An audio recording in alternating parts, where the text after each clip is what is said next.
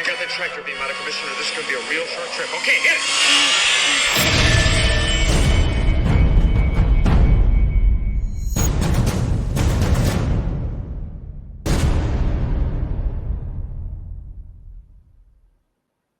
Hey, there we are. How's everyone doing? Great. Good, man. Thanks for jumping on. No worries, man. Jason should be getting on. Who knows? We'll see. He might be getting on soon. He might not. We'll see what happens. But Cece's out today. She's I don't know. She's coming over your way soon. Guys. So I don't know. That'll be interesting. I think. Are you guys going to see her at all? She did send us a message to see if we were available on certain dates. I don't think we figured out a convenient date yet. Okay, because I know she's going up to Rob and those guys. Yeah, so she's going up north. Yeah, as far as we're concerned. Yeah. Okay. What's up, Nathan? I was gonna say, I'm sure we'll sort something out. We can. Yeah, be cool for you guys to see her. Well, anyway, she couldn't be here. She's working. She's bummed, but she said she'd watch it later. But yeah, guys, thanks for taking the time away. And it's been a minute for me with you guys just because I haven't been able to make it all. But I'm really happy you guys have been able to jump on fairly regularly just to keep this going. It's really enjoyable. So really enjoying it. Yeah, it's great. And there's a lot to talk about. We're going to be going through kind of our, collection updates, all that normal bullshit. And then we're going to go from there. And we'll talk about, I think we're going to talk about some NYC stuff because that kind of got a little hot today. Some more things. And then, and I wanted to hear, I don't think I've talked to you guys about the whole situation. So I kind of wanted to hear your thoughts. And then Nathan's got a couple things he's going to be unboxing. So we'll have to see how this works because you might have to unbox Nathan some things while we're kind of chatting, just so that we're not just watching you pull things out of a box. But I'm excited for that. And then we can also go through some of the new things, like there's sideshow stuff to look at, like the statues. There's some Hot Toys, obviously. And then I think we can also talk about Regal Robot. We haven't talked about the new the Jar Jar Binks situation. I mean, some of this stuff, like the Jar Jar Binks, is probably not available anymore, but it'd still be fun to hear what you guys think about it. So anyway, let's start off by kind of going around seeing where everyone is with your collection. So Parm, go ahead and start us off. I don't think I've had anything. Well, actually, no. I think the newest thing I've had in recently, which was really awesome, was when Tony and I went to visit John Simmons, and we both picked up a model from him, something that he'd been working on for some time. And we just, rather than it be shipped to us, because, these models are notoriously fragile, we went down and visited him, had lunch and came home with a model each. And Nice. So the model I picked up was a Return of the Jedi ATST. Oh, cool. Which is a nice model. So it's studio scale. What's the size of that? Yeah, what size is that? I'll show you. It's not. You can see it in relation to me. Oh yeah, that's nice, dude. It's lovely. Yeah, it's about, I'd say about 16 inches tall, maybe. Dang, that's so killer, dude. Oh man, John does amazing work. I mean, he's got all the leaves and the mud and the crap on the. I need to get him to do one for me. It's amazing. So cool. Yeah. So I mean, this would be what EFX would produce, because this is ATST, right? So if EFX ever made an ATST, he's got an armature, like a thing holding it up. Well, it's got an armature. It's not. It doesn't have the metal. Resin, but they are fully articulated. So if I wanted to go into still tippet mode, that's amazing. I could do that. But it's really pretty because they are very fragile. So that's basically the most recent thing I've come in. But actually, I've been selling stuff. I'm just running out of space, and I do have pre-orders. I've got stuff coming in. From Regal. I've got the Wampa bus coming in at some point. It's being held in customs at the moment. I've been talking to Tony about this. It's been held in customs for the past week, and I've been really annoyed. So I need to make space for that, and so I've been selling some quarter scale stuff. Today I literally sold my quarter scale Hot Toys Vader, which I really didn't want to sell because it's probably one of the best quarter scale Vaders that's ever been produced. Really That's nice. a lovely piece. Yeah, lovely piece. But I've got to clear. I've got to make space, and I've got to use those funds to fund the collection. Right. Yeah. I mean, that's the only real way. I'm going to go now. It's going to be sell stuff. Dude, so it's kind of hard. Boxing. Once you get to play, I mean, you guys know small. I have a small. You guys have small. It is what it is. Once you get to a certain place, you just can't stuffing things into places. Like, yeah. You gotta. I've gone beyond that, Matt. It's stuffed everywhere. At some point, you've just got to be like, I guess I got to sell this thing. Yeah. Like that's so that's tough, what I've been man. doing. Yeah, I've got some statues up for sale still. I had my Ralph McQuarrie sideshow statues. Oh, that's right. Yeah, that's an interesting thing. How do you guys feel the market has it's crap. Died. It's kind of gone, right? Yeah, it's died. But hot toys are still pretty easy to sell. Yeah. I mean, I literally put the hot toys on for sale last week, and I've had a ton of interest, and that went straight away. But yeah, sideshow stuff is taking a bit longer. And I thought, I mean, I've put them on a very reasonable price, and I thought they would have sold. I've had a few really low ball offers from eBay, and I'm especially the ones you put up, Parma. Those I remember people like going crazy for those, like really looking for those, and then all of a sudden it's like nobody wants anything. It's crazy. Yeah, the market's tough. Even Regal Robot stuff has come down a little bit. It's interesting.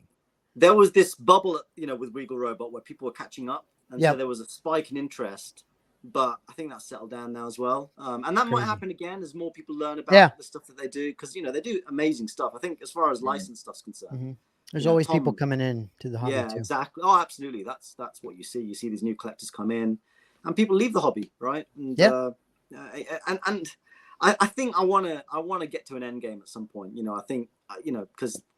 It becomes a bit ridiculous when you're just continuously. I know, honestly, the place I feel like I would feel most content in is to be able to look at my shelves and be like, great, I love where I'm at, and then be able to pick up one thing. Yes, one or two things a year at the most, and like just be extremely happy with like where I'm at and just not have to. It's just not ever gonna happen though. I feel like it's just like a freaking. It's difficult because you got RS, you got Regal, you got people. There's still stuff for them to produce. We know RS have got this whole suite of helmets that they're still gonna make. Yeah. Regal Robot, I've got 90 more maquettes probably down the line to make. Dude, it's a good thing you probably haven't gone down that line. No, and I have. Thank God. And it's difficult. Well, they're going to still because I went on Tom's live stream the other. I didn't go on it, but I was typing on it, and I asked him how far he was going to go into the maquette line. I wish I'd asked him, and he just said as long as far. Well, very far. Hand me a shovel. It was. So yeah, I mean, and he's probably going to go down the. I mean, we'll talk about it later, but with the Jar Jar selling pretty well by the looks of it, I would imagine he's probably going to go off into the prequel maquettes as well, and they made more of those than Why they not? did. Yeah, it's a freaking gold mine for them, dude. Like they can just keep going and going and going and going, and that's where I was thinking about. I think I was talking with Jason about this specifically. It's like you almost, if you've collected all of them up to this point, you almost have to be thinking about it and going, can I? Yes. Keep doing this, or do I now have to look at it and be very selective as I move forward? But now you're not collecting all of them, right? So like you have to make a decision almost because there's a shit ton coming. I mean, where are you going to put these damn things? Well, they're small. Well, there's not. I mean, you could. But hold on, Parm. They're small, but not all of them are that small. No, right? They have different sizing in some of these, and some of them aren't that small. So like it's at some point you're going to have a situation where you just don't have any room for these damn things. Like, and you also want to be careful that you don't have a shit ton of small things. And look odd. Yeah, it'll start looking weird. It's strange when you have a bunch of one thing that's just a certain like level, like size. I think at least.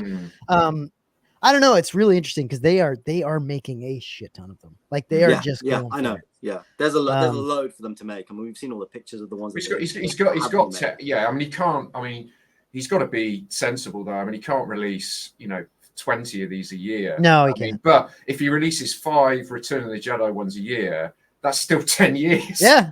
I could be 6 foot under by the time he finishes. You mean buried under them. And they'll just chuck them on the grave. Yeah. Your family will just keep buying them and putting them in your graves. Yeah. Just shoving them in there.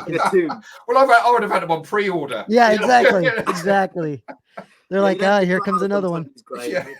Here's 9 numb. Yeah. Exactly.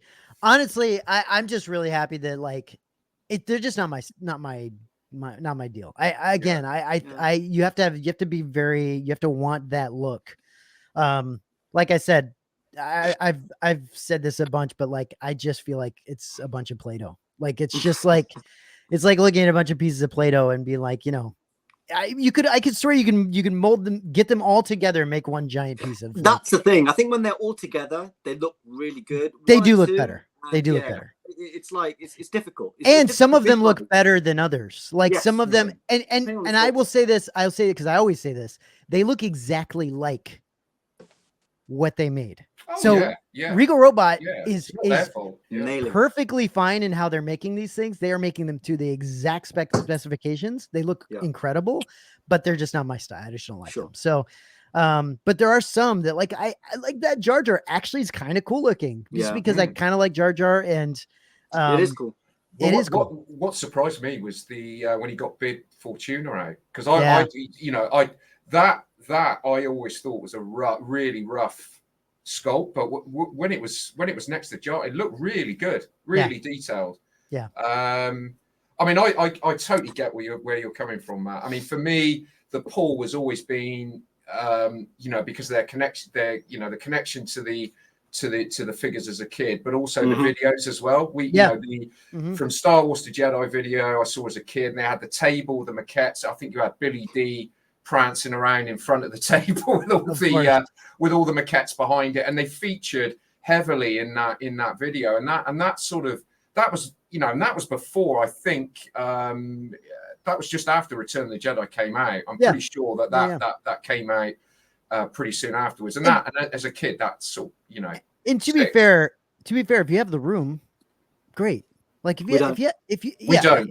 That's all I'm saying is that if like for someone like me or you guys, like we don't have that kind of room. So what do you at some point you just can't keep getting these things. Like you just won't be able to. You like you said, Tony, you'd be able to get them for the next 2 or 3 years probably because you can handle that. But at some point, because he's it's collector's denial probably. We it's the same. We all suffer with it. I mean, I've got stuff coming in. Where's it going to go? At the moment, nowhere. But I'm going to have to manipulate and generate space from somewhere. No. You always say, "Oh, I'll worry about it when it turns up." Yeah. But, I'll find but unfortunately, these are like turning up. Yeah, right. Just right. It reminds me a little bit of Hot Toys, because when Hot Toys started out, it was just original trilogy, and they were spacing out the releases, and you could see, I can collect a few of these a year. I mean, if you're a Hot Toys collector now, Nathan, and pretty much collecting everything that's being made, my goodness. He's screwed. So that's where it's going to be. 3-4 years down the line, it's going to be like Hot Toys, the way they're just I've got to say, what an absolute. But Tom has found a total sweet spot with these. He really has. I mean, you mentioned it before. Getting through that sort of licensing bit about it not being a statue. It's a maquette or an artifact. It's in his wheelhouse. He's got. He is the.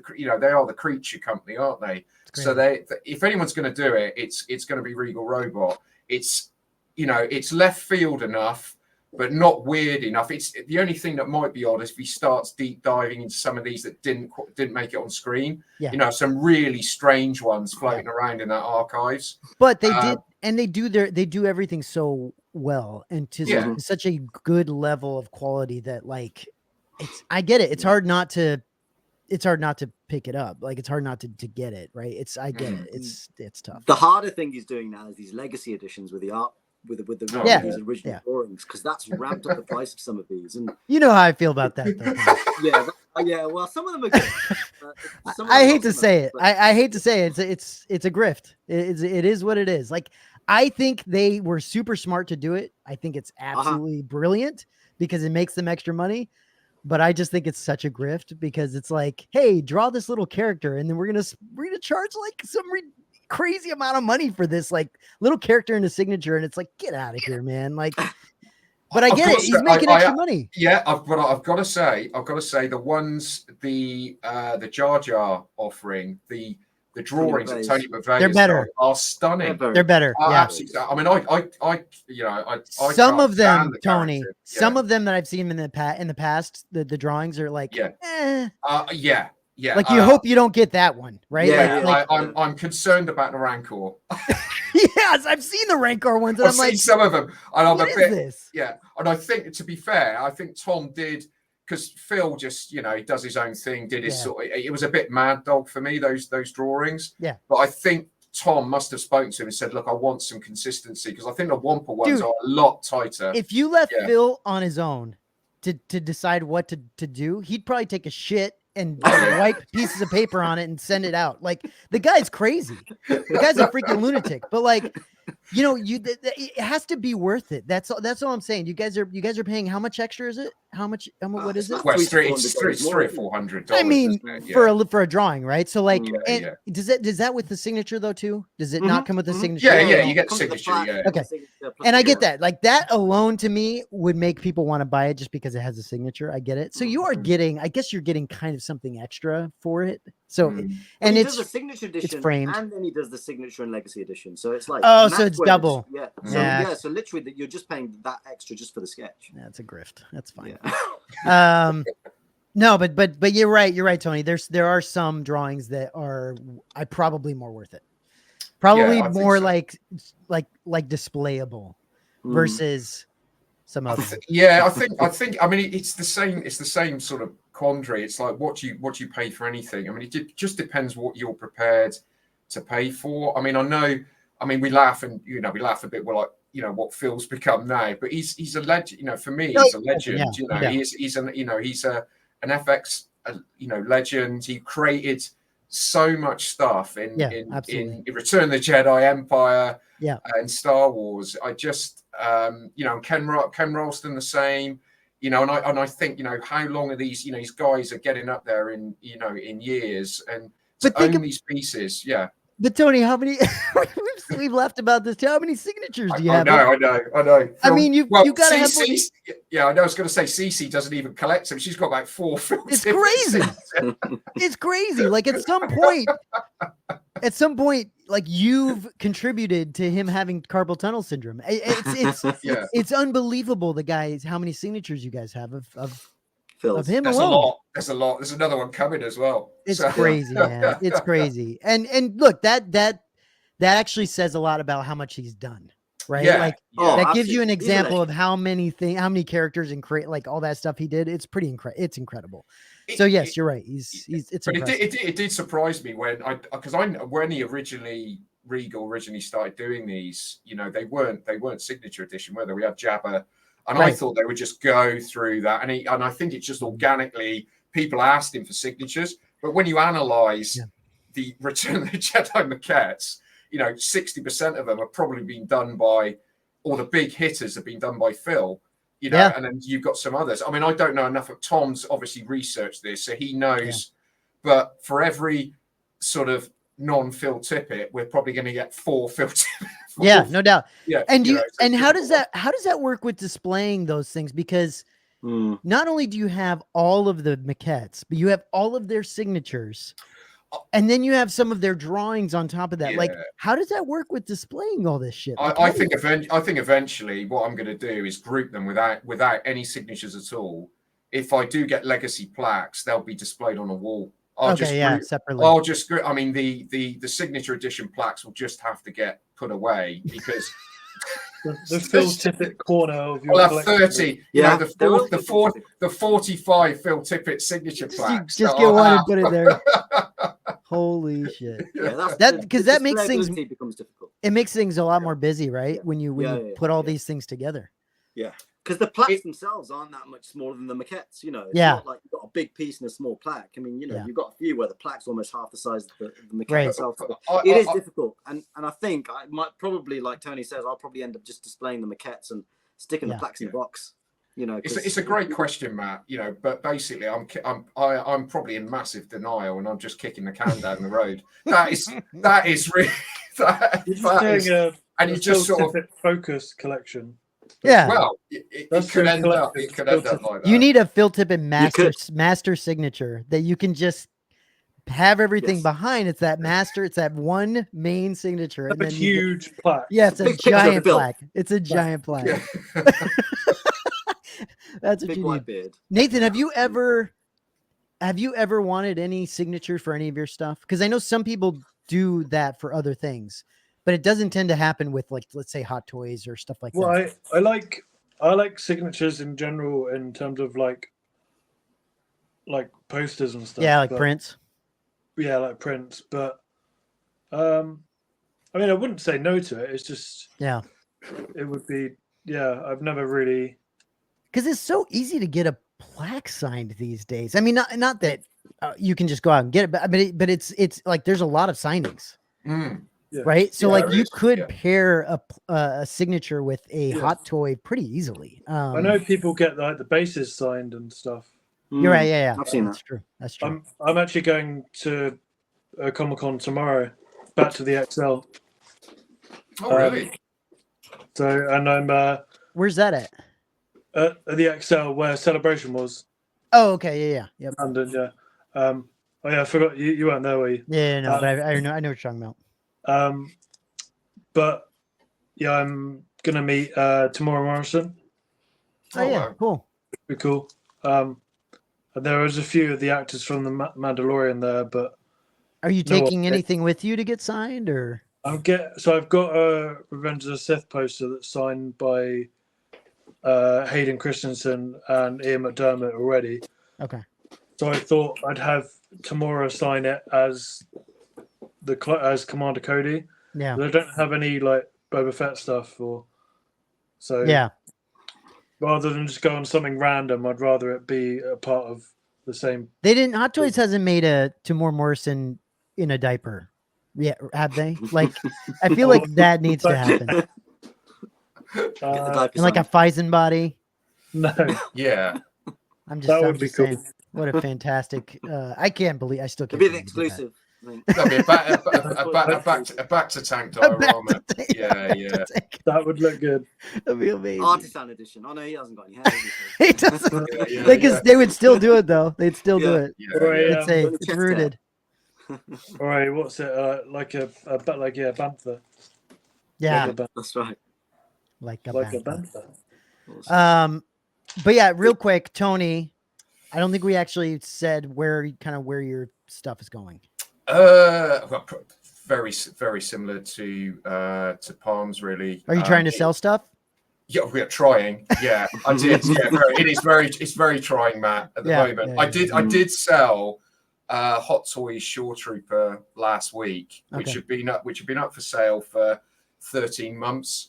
And it did sell on eBay, and I mean I got my money back, but it was with eBay fees and stuff like that, it's sort of you think, what is it worth it? But it's really difficult. It's just really difficult. I've got a couple of I've got a couple of like Darth Maul statues that I used to have in here up for sale, and they're not selling. And selling statues is just that. Hot Toys was bad enough, but selling statues to certain types of collector. There's a mark, mark on the outer carton, there's a DHL label on the brown box. I mean, really? Yeah. That's how I got it. It can be really difficult, and I get very nervous about selling statues, but my collection is shifting. I'm moving away a lot from statues, and I'm sort of getting more sort of like the Regal robot maquettes. Yeah. RS, and Regal robot statues. Yes, sorry, yeah. No, artifacts. Yeah. But yeah, and then the occasional, when I can, the occasional model. And I was that was my last pickup as well. Was as Palm said, we were lucky enough to go down to see John. That's cool. And I picked up a Lass Henning A-wing model, which he built. Yeah, it's absolutely stunning. And drove home at 25 mile an hour on the motorway, making sure it didn't. In fact, there was I won't embarrass Palm, but we were talking on the phone on the way back, and you could hear, he said to me, my ATST legs are creaking, and you could hear it. You could hear it in the car, and that's how delicate these models are. Yeah. How did you get that home, Parm? Did you seatbelt it in, or like what do you? Well, yeah, basically it was in a cardboard box. It was we put some foam in to stop it kind of sliding around, and then we forwarded the seat so that the cardboard box would basically jut against the dashboard. Yeah, sure. It's kind of viced in that way, and but as the car was basically going over bumps, you could just hear it creaking and stuff. My gosh! Well, I was driving along, and I could see in the corner of my eye, because the cockpit on mine is removable. Yeah, I could see it moving. I was like, my god! Oh my god! It's they're fragile. I've got to say, what a fantastic day. We'd arranged it like ages ago, and to see John again was it was just great fun. He's such a great guy. He's a funny guy, and to see his collection is really a sight to behold. I mean, he builds all his models in this sort of it's like a bungalow basically, a single level apartment, and his collection is spread out in there, and it's incredible. It's absolutely incredible. But it was just great fun. It was just great fun, and that's awesome. I'm glad you guys got to do that. Yeah, it was really good. But yeah, other than that, I'm still paying the Wamper off with Regal Robot. That's a big purchase for me, massive purchase for me. So I've got to pay that off, and then what was the price on that guy? What was that? That was $3. Yeah, $3K. Yeah. Legacy standard with the legacy. You say that, gotta get that scratch. Get that little drawing. Yeah. Man, what a grift! It's incredible. But okay, so Nathan, you've got a couple things you're gonna open today at some point. But anything else that you like? Where's your collection headed? Well, yeah, I've actually sold a few things recently. Had the Hot Toys Bark Speeder, the clone Speeder. Yeah. I bought the set mainly for the clone, but I've kept the Speeder for a while, but decided to sell that off just because of space, really. Mm-hmm. Yeah. Yeah, that's huge, isn't it?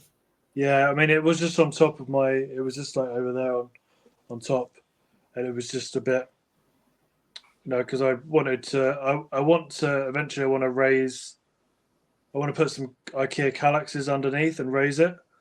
So I need to. Oh, so it's higher up. Yeah. So I'm thinning the stuff on top down. Damn, Nathan, when you do that, it's gonna be a lot of work when you do that. Yeah, I know. It's gonna be a hell of a lot of work, bro. I mean, take it all out. You got to strip all that stuff out, man. Honestly. I'm gonna do it one by one. It's gonna be all the lights and stuff behind and taking the figures out. It's What I've already routed it. I've already dragged my brother into it to help me out. So. Nice. I'm actually selling a statue as well. Or it's sold. I just need to sort out shipping and stuff. Which one? My High Ground, my Obi-Wan. Oh, really? Yeah. The one that you bought on this show. The one you phoned. I mean, did I not buy every statue on this show? Pretty much. That was group therapy, but yeah. What happened? Well, I just didn't. Too high. It's ground was just too high. It was just huge, and I just it was just big. Not enough space. But now he's teased that he's going to do an Anakin, and now I'm currently I saw that. Yeah. But yeah, like a burning Anakin, or is he doing an Anakin that before burning? I believe it's before burning Anakin. Okay. I don't Reburn. know. Reburn Anakin. I mean, I still probably might buy the Anakin just because Anakin's my favorite character, but and then you're just gonna end up selling that thing. What were we talking about earlier? But yeah, but I'm ironically I kind of want to sell my NYC Padme, and I've been thinking about it for months, and now obviously I'm not just selling it because of everything that's happening. Yeah, sure. It might either be harder to sell or easier to sell, depending on. Yeah, that's true. Yeah, I don't know. It'll be interesting to see if the statues do anything. Like I would imagine the ships might go up in price because people really want. Like, I wonder if the statues will go anywhere. If they'll just kind of, you know what I mean? Yeah. I don't know. I've seen. The ships were up there anyway, weren't they? In terms of resale, from what what won't go up. This ain't going up in price. What's that? That was an earlier one. This is Bausch, but this is the Leia sculpt for Bausch. Oh, okay. My gosh, it's just horrible. But the Bausch, that's a terrific statue. It's fantastic. Yeah, I love that statue. Yeah. What's that? Is that the Rogue One 6 exclusive? No, that was an older NYC piece. It was an early which one, is why they went from this and got better. Mm-hmm. Right? Yeah. They got better from this when they did the other Leias. But like the Bausch, like the helmeted Bausch is for NYC is so good. It's such a good statue. Oh my god. The slave layers looks fantastic as well. Yeah. They did did a great job on that. Yeah. Yeah. So okay. So Nathan, you're kind of feeling out what you're gonna do. So just making space because of all the hot toys. I've actually randomly got into Lego. My girlfriend bought me some Lego for my birthday. Oh, God. Don't go down that.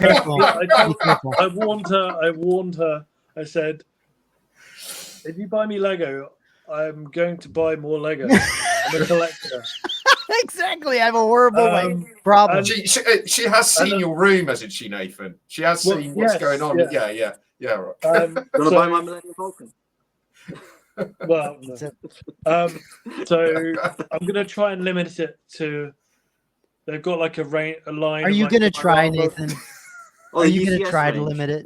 I'll try, but listen, I get it, man. There's no shade against Lego on this. Like everyone likes Lego. The problem is that you will buy a hell of a lot more of it once you start into it. That's the problem. And so it's. Well, no doubt I'll buy some tomorrow when I'm at Comic-Con. That's the stuff that they do is great. The UCS sets, they do the research and the stuff, the engineering. It's crazy. It's fantastic. It's crazy. Great fun to build. You know what my problem was? I got the Falcon, and I put it under that coffee table. Loved it, fantastic. But over the years, my girls are just kids. And they kept kicking little pieces off of it. And then I wouldn't know where to put them back. Like I couldn't figure out where they went. And so now my Falcon's like not. Is it the one out of Solo? It's just not fully there. It's not fully together. It like I have it up on my shelf now because I took it out of there. I was just like, this is a nightmare. But I also don't like it anymore because it's not complete. Yeah. I'm like, this thing's a piece of shit. As well. I think that when you've got a collection which has got, and I'm not trying to suggest that UCS Lego isn't high end, but when it's amongst prop replicas, it's tough. It doesn't fit because I've still got my UCS Falcon here. I've got a UCS Slave One. They're the only two Lego sets that I have, but they're starting to really feel out of place. Yeah, when you have all the other with them because I built them, so I really enjoy having them in the collection. But man, it took forever to build that Falcon. Holy shit.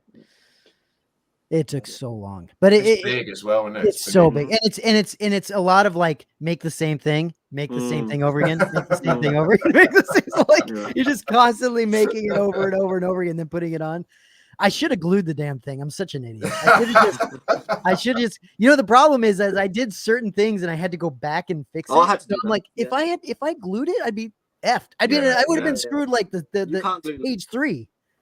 Exactly. You know, the thing that's put me off is that I saw the assembly manual book. It looked like it looked like the two towers from Lord of the Rings. Yeah. So I thought I'd just give that a steer. Yeah, no. It's fun.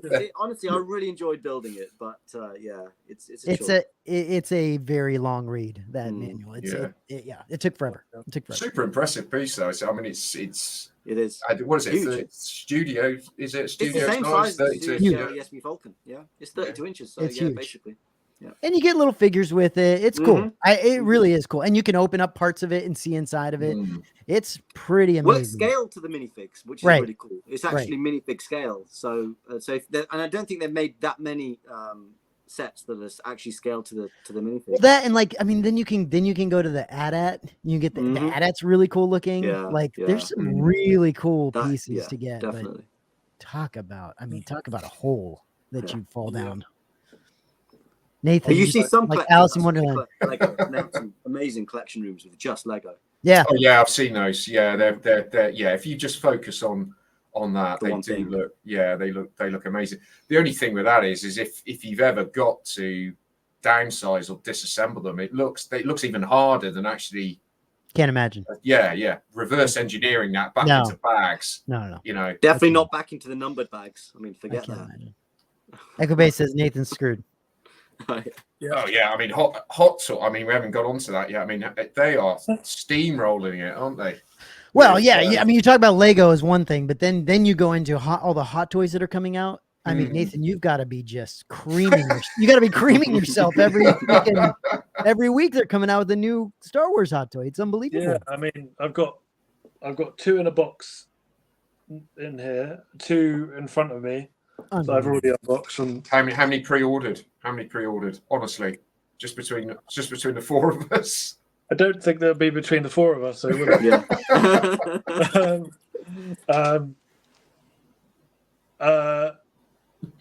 I've put it this way: I'll have to sell some more to make space. His body. Very good answer. I think he has to sell his body in order to. I mean, actually, to be fair, I had with all the pre-orders. And I had pre-ordered all the ones that I wanted to. Without these 2 surprise releases, I probably would have been okay. But now with these, I'm like, okay, well, where do I put these? So I'll have to. How do you feel about these exclusives, though, Nathan? Where they're very, very limited, and you've got to get onto Sideshow, and you're basically on this wait list. I mean, I don't go through Sideshow because we get customs here, don't we? So of course. So I just go through like. One of the resellers, the Hong Kong resellers, and they get it to like Toys Wonderland. Yeah, Toys Wonderland. Not Toys Wonderland. He buys them through Toys Wonderland and just doesn't get them. It's it's perfect for his collection. God, that's I did that actually happened to me. That's crazy. A Death Trooper just got lost on the way, and they just said, "Oh, sorry." That's crazy, dude. Well, they didn't even say sorry. They just said, "Oh, well, it's the post office fault." I'm like, "Well, no, it's your fault because you haven't got me more." But anyway, that's another. Someone in the post office has a freaking Death Trooper on their exactly. desk. Yeah, that sucks. So I should have a quick. I got Mace Windu. Oh, cool. I've got him, currently got him in my. How do you like him? Clone Wars. Look, I mean, I bought because I've got a down there like a Geonosis Arena set. So I'm gonna. I bought him with the intention of having his Episode 2 look. Yeah. But me being a Clone Wars fan, I didn't know how good he was going to look with these gauntlets, and it's pretty sick. Yeah, that does look cool. Does look good. If I had the space, I would probably buy a second one. A lot of people didn't like the sculpt, Nathan. What do you think? No, I mean, if I'm honest, obviously we'll get into more detail when we talk about it later, but I'd say it's almost like a cross between Samuel L. Jackson and the Clone Wars version, which is obviously not Samuel L. Jackson, but it's a lot better in person, I'll say. Like, for me, the worst thing is probably I feel like his head's a bit too small for Sam Jackson. Oh, interesting. So So have you seen Sam Jackson in person, or? Yeah, like that's a proper size head on that guy. But, I mean, Nathan, does look good. Question. Yeah. Have you? I know you said you're selling some statues and stuff, but like, is there any interest in the sideshow Mace Windu? I mean, that thing looks pretty impressive. I mean, probably not. I mean, again, if I had a line of sort of statues, you know, if I had like a Qui-Gon Jinn and a Yoda or something like that, they're probably something to put with them. Yeah, I mean, I did have a Qui-Gon on order from. Was that NYC? No, it's DMD. Oh, sorry, the company. I should say.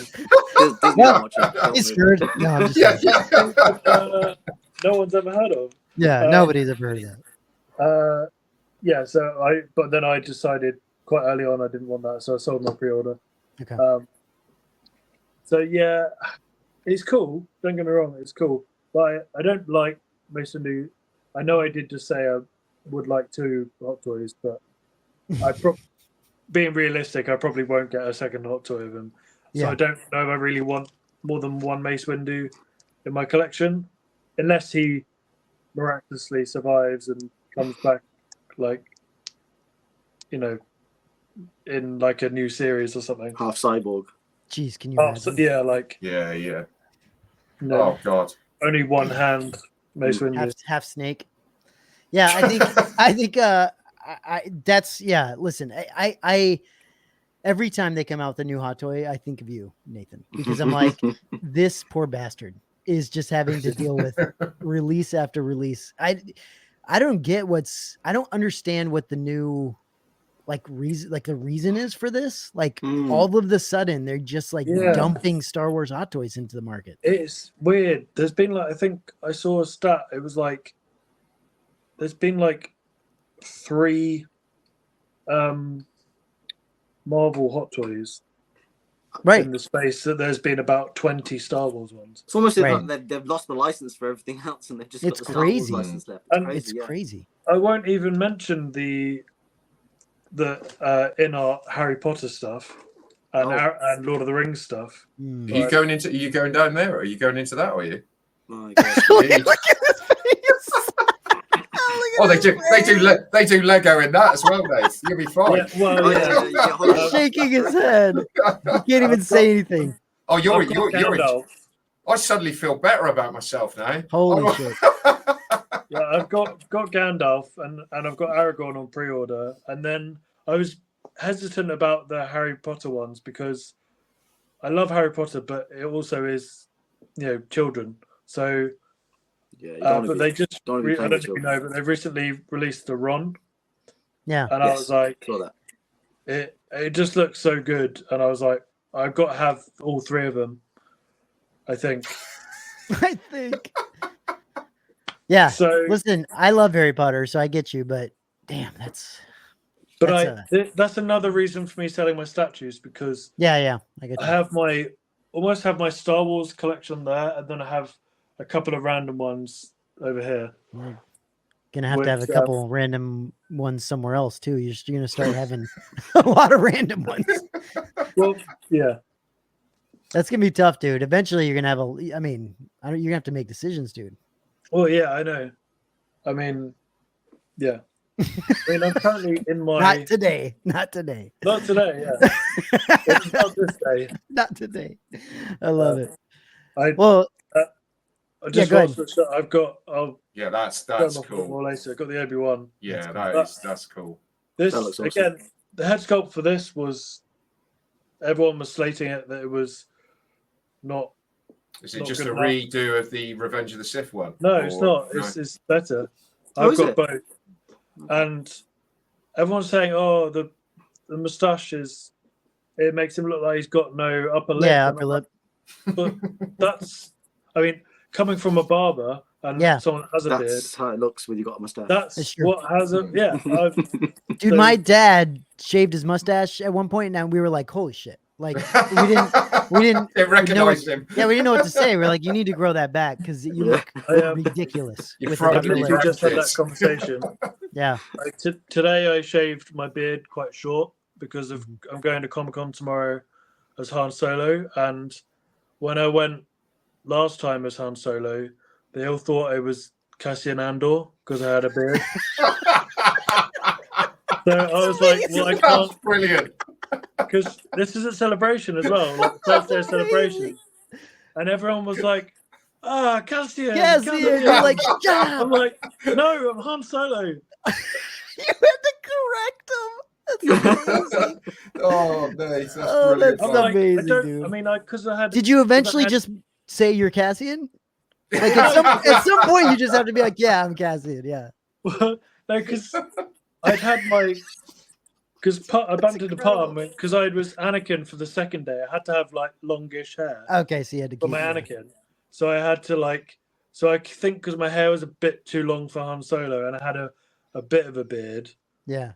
But I'm not going clean shaven for one day. When you were Anakin, did people think you were Obi-Wan?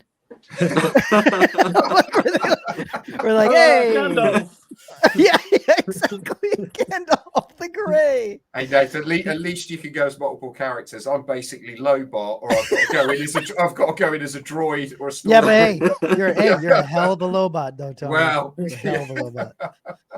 That's funny. But, yeah, so that was, and I had that conversation with my girlfriend about an hour ago. She was saying, why did you shave your beard off? I was like, I don't want to be called Cassian again. Just like you're an idiot. You need to shave that again tomorrow, mate. I tell you. So funny. Well, it grows pretty quick. So that's so funny, dude. I love it. That's brilliant, Nate. No, it's good. Yeah. Well, I will go into just real quick my side of things. So I've also been doing some sales here and there, just to kind of like trim things down. But I did it's interesting. I did get rid of, I wanted some more space, and I sold a couple helmets. So I basically got rid of this Maji case in the back here that I had back here that I loved for so long. You had the X-Wing helmets in there. Yep. I loved having that for so long back there, but it was cramping the space. Like the space was like, it was too, everything was just too, it was just too much. Closed in. Everything starts to close in. Yeah. And so I was just kind of like, I just need to free up some space. So I actually ended up hitting up Sean. Do you guys know Sean Yutzi? I don't know if I think I'm saying his last name right. He's good friends with the guys at Collecting Weekly. Some of those dudes, and he's just a great guy. He lives in San Diego, and I see him every now and then when we go to like San Diego Comic-Con and stuff. And I hit him up and I was like, hey, do you want to pick this thing up? Because I was like, I'm not gonna charge anything for anyone to come if they come grab this thing, great. Like get it out of here and have a good time. And he was super pumped. I mean, it's a whole thing for him to add stuff into. It's great. So it worked out for him, worked out for me, and then the Maji case or the helmets in the Maji case? No, just the Maji case. Just the Maji case. And then on top of that, I've been starting to get a couple extra things. I don't know if you guys saw that. I was on with PJ, and I mentioned to him that I've been getting just a couple extra different things, not Star Wars based, because I kind of want to just branch just a little bit, nothing crazy. I don't want to go down. I don't want to do what Nathan's doing, go down a whole freaking line of like, so like, but I love Masters of the Universe. And so, originally when I started collecting stuff, I was pretty heavy into Masters of the Universe and Star Wars and some other things, but I went to Star Wars. And then, so now I'm kind of like, I still want something in the Masters Universe line, but I don't want a bunch of stuff. And so I am going to get that. I'm getting that Tweeterhead, like He-Man on Battle Cat, and then the Skeletor on Pandora. And I'm going to put those. Yeah. I looked that up when you were on with PJ. I went on SciShare just to see what they were like, and they look amazing. And that's incredible. That's all you need. With some franchises, you just need the main character. That's it. you know, the protagonist or the hero and the villain. Like that's all you need. That's like, all you need. With Yeah. Star Wars, you can just, you know, it's so deep. Too much. Yeah, they're so deep. And so that's why, like, my main thing obviously is Star Wars. So I want to keep a lot of the things going that I've got going. But I kind of want, like, I'm kind of, you know, I'm at this place where I just want to be content. Same. You know, I don't want to keep looking at my shelves and be like, what else do I need to put in here? Or what else do I need to get for this? Like, I want to be like somewhat content with what I got. And man, I would love to get to the point where I'm just, like I said, just getting a 1 or 2 things a year. That's it.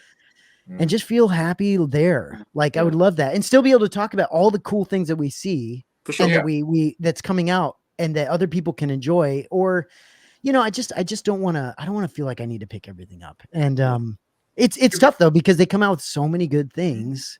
That's the problem. There's so many good things, so many things that you can go, I want to grab that, I want to grab that. And it's especially like RS. I mean, anytime RS comes out with something, you feel like you have to jump on it. It's just frustrating. And that stuff sells out really quick now. It sells out quick, and it's fantastic. And of course. But anyway, are you getting the Baushin, Matt? From RS? I don't know if I'm gonna get the Bausch. I have the Bausch on order, but what I might end up doing is shifting some of that over to the AT-AT and just paying off the AT-AT. Yeah, sure. And then, because I was thinking about the Bausch and I was looking at it, and I was thinking about the Bausch and I was looking at it and I was like, you know what?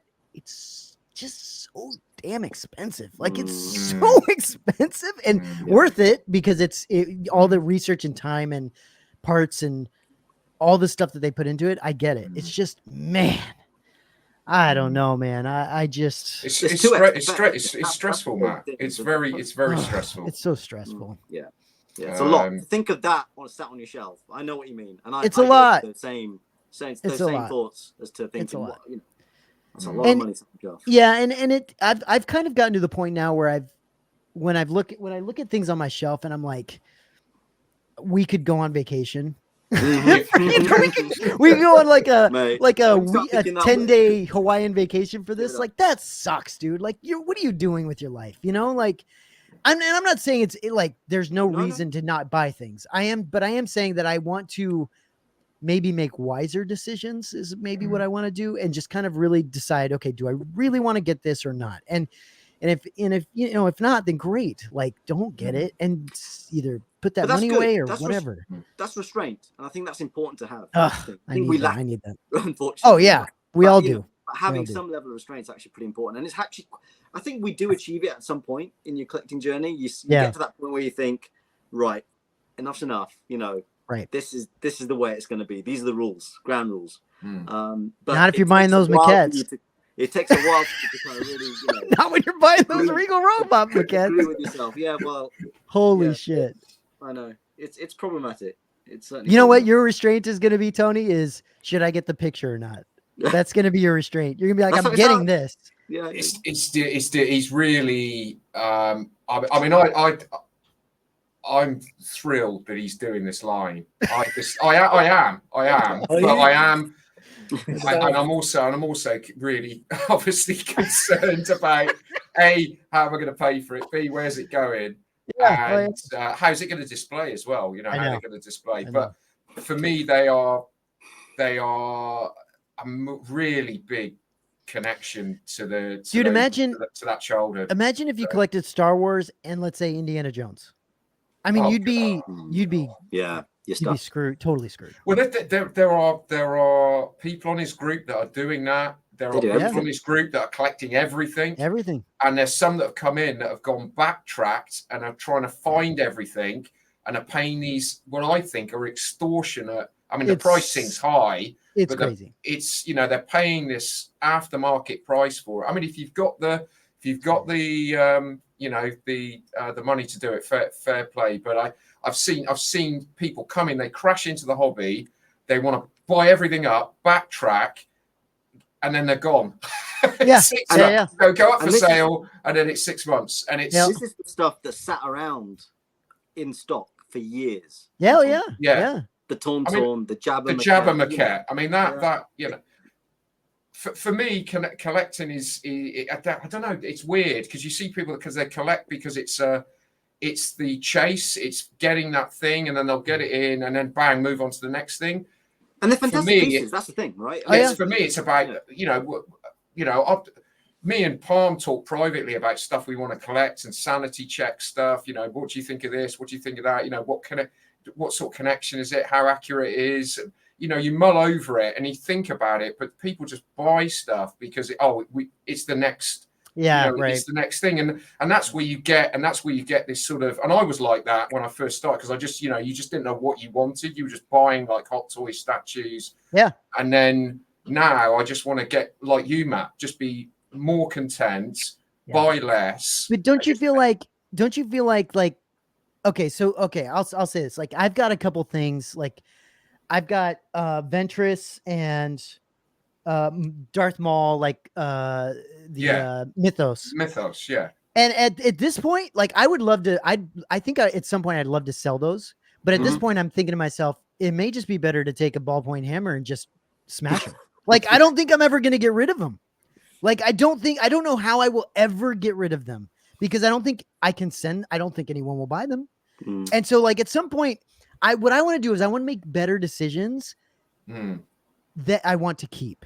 Like things that when I buy them, they go in my collection and I want to keep them for a very long time or forever. Let's say that's not to say that you might change your mind, but like I want to be wiser about what I make decisions on and not have shit like this that I just sit in a corner and I go, well, what am I going to do with it? Like it's exactly. I mean, you've got that lovely sort of ESB focused shelf, and I know your Return of the Jedi is your OT film, isn't it? So those are that alone is a massive.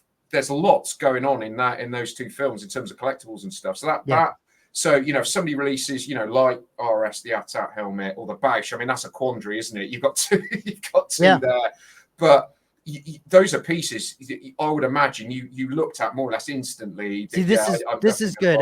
This is what I need to do. I just need to F it. Just put them up. It would be interesting. Dale, I wonder let me know what you ended up selling them for. Like $5. Like, how did you get rid of them? I swear to God, there've been times where I've looked at it and I'm like, do I just box these up and put them in my attic? Ventress is still. I think they're great. Really, they're good. I just feel like they're taking up space. I can tell you that the easiest things I found to sell was prequel stuff. So I had my prequel Hot Toys, and they were the stuff that literally as soon as I put them on eBay, they sold within a week at the price I wanted. So I think you're probably like me buying them. Yeah, probably. Here's a good question. If you had to sell everything, what's like one thing that you would keep? Oh, just one thing. Just one thing. You can't say that. You can't. You just one thing. Not a maquette. Tough, man. Don't put a maquette out there. I'm gonna laugh at you. For me, it'd be the Chewbacca bust from Regal. The Chewbacca bust? Mm-hmm. Yeah, Chewie. Yeah. Okay. Gotta be. Yeah. Chewie, what about you, Nathan? Come on. I mean, the first thing that comes to mind, if we're talking Hot Toys, probably. Oh no, you should have said the Lego that your missus bought you. But anyway, go on. I know. Right? He's not yet. Yeah, obviously the Lego that. Probably my Dark Side Anakin, because that was my first Hot Toy, and it's my favorite character. That's a good one. That sells well, doesn't it?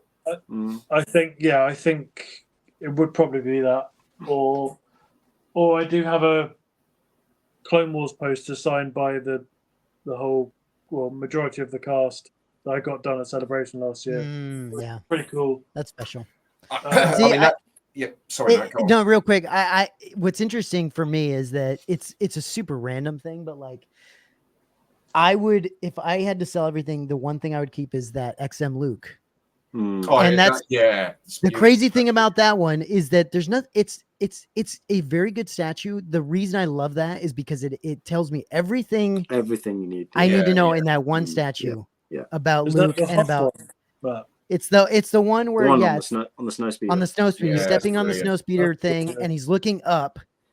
It's just such a fantastic statue. I mean, thing is, Matt, could you carry it? It weighs like granite. No. I know.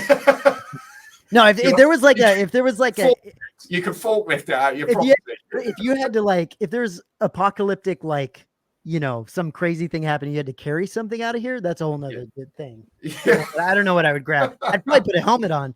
I'd throw an RS helmet on and run out. Yeah, I don't know. Yeah, that I've got that statue as well, Matt, and it's one of the it's so good. It's one I probably would never sell. It would stay. It's going to stay in the collection. I do love it. It's the base on it. Yeah, it's so good. Yeah, Echo Base says that 1000% seems people are more interested in getting the next thing, and they don't enjoy and appreciate what they currently have. Yeah. There's FOMO associated with all of that as well, isn't there? Just depends who you are, though, doesn't it? It just depends who you are, because some people enjoy the hunt. Getting it in, just getting stuff in. I mean, if that's what it does. That's a dangerous place to be, though, Tony. That's the problem with collecting, is that if I think a lot of people get to that point very quickly, because it's so fun to buy things and get things in and put them on your shelf. It's a hit, isn't it? It is. Yeah. You know? It's straight up. It's a straight up, like, you know, hit to the veins, and it's fantastic. The problem is that if you are constantly chasing that, you're never gonna get to the point where you're just happy, like where you're just like content with what you have, because you're just constantly gonna be going, let me look for something else. Let me look. And look, we all have that problem. Like, as collectors, sure, we all have that problem. And that can extend to other things. Like, if you get into other things that are, you know, that aren't even related to Star Wars, let's say, you can have that same problem with that thing. Like, it is what it is. So I'm not saying I'm not there anymore, but I am saying that I would like to get myself more there. Like, I'd like to get myself to the point where I'm not like constantly looking for that next thing, you know? Social media and Facebook and all this stuff that's constantly in your face, where on your feed all you're seeing is there's a big thing and people are talking. That doesn't help at all. No, and you know, Tony doesn't have this problem. It's when you have an open shelf, like something some space, right? Hey, I've got some ceiling space, man. Come on. When you have some open space, you know, you want to fill it, right? You want to kind of like put something there, and that's it. You visualize what's going to go there. That's why when you're so new to collecting, you just go, because you want to fill that space up, you know. And man, it's a problem. It is, displaying stuff, and you know, if you buy just a couple of pieces, that's the thing. You know, can you restrain yourself just having like I've seen some really nice collections with just like 3 or 4 things in a room, but they're displayed with the right lighting. Not my room, but somebody that's got common sense and restraint. But you can you don't have to have. And then these people with huge rooms, that's the problem. You've got to fill it, because if you don't, it just looks odd. You know, it can look quite and we're not even talking about, like, you know, posters and stuff. Like once when you have a ton of room and you have a ton of wall space and you have a ton of everything, it's like all of a sudden you're like, oh gosh, like, well, I've got to put things, you know, I got to put things up. And yeah, it's an issue, man. I mean, Nathan, you don't have that problem. You got but the thing is, you guys have your rooms. This is my living room. Yeah.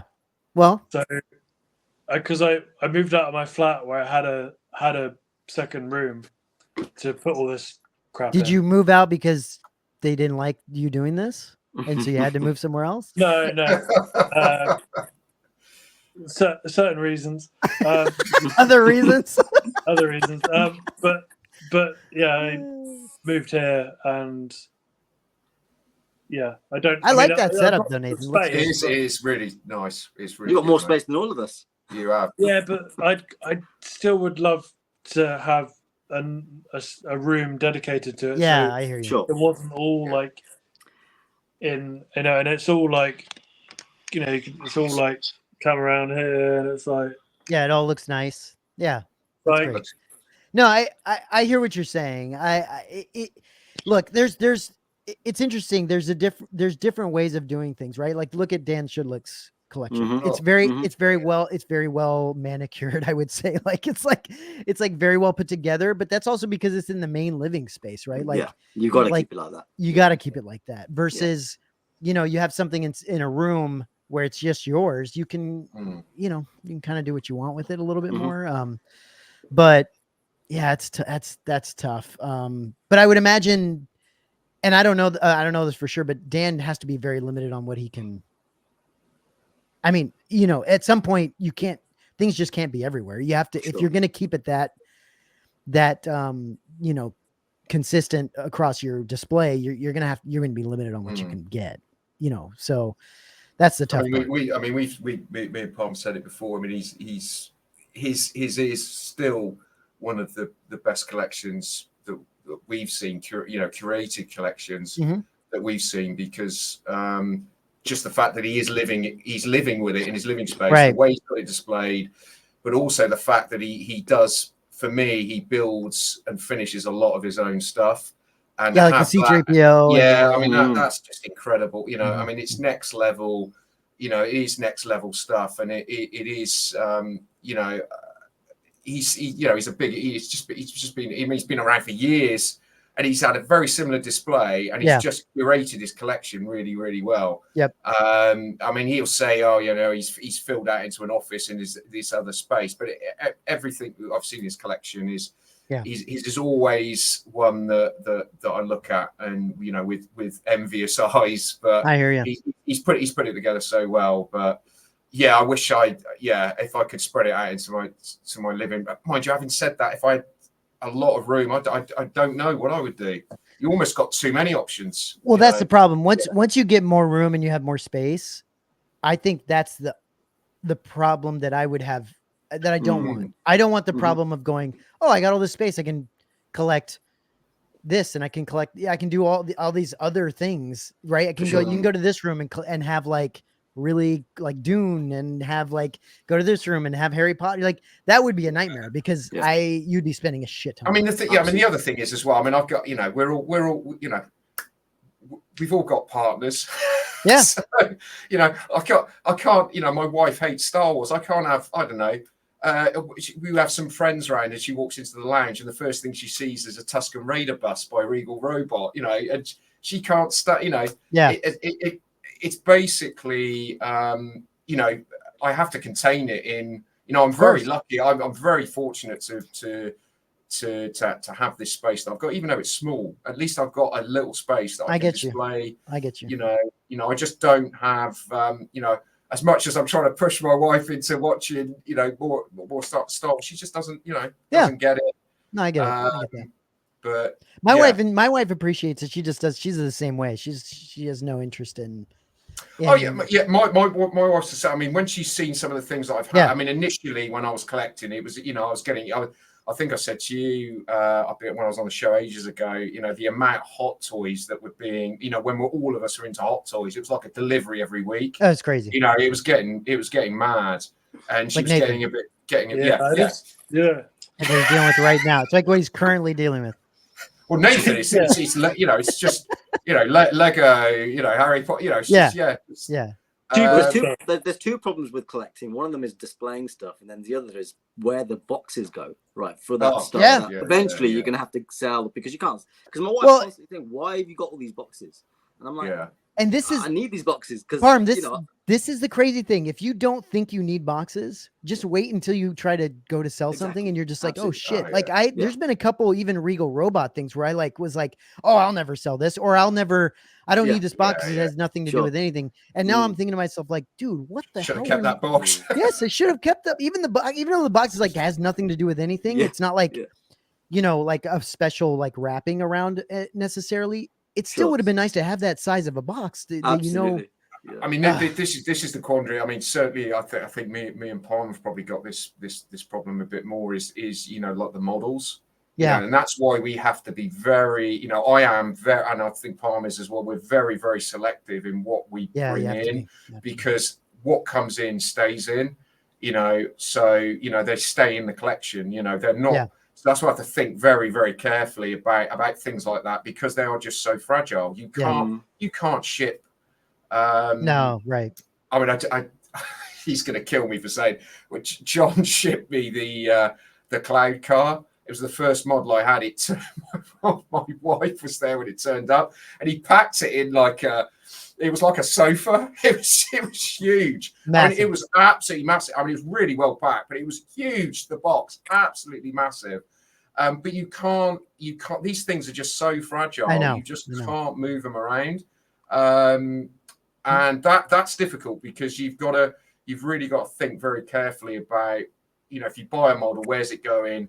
You're married to this basically. Sure. You are married. Yeah. It's. I hear that. Yeah. So it's difficult. Yeah. It's really, the last thing you tricky. didn't think about was where you hide the boxes whilst trying to sneak in something from your. Well, it's trying to get the box. It's trying to get the box in the back of the car. That's the problem. I've had a box turn up before. Where did you get this from? Oh, I've had this for ages. Yeah. Right. Well, the maquettes you can get away with it, but yeah, they're quite small, the boxes. It's you've suddenly got a Tuscan Raider sort of stood looking at you. It's it's a bit tricky. My Tuscan Raider box sat in the box. Oh, it's huge. That I used that because it was where it was going to go.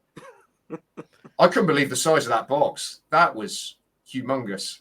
Well, real quick, guys, I want to kind of move the discussion a little bit into what we were saying before with the NYC stuff.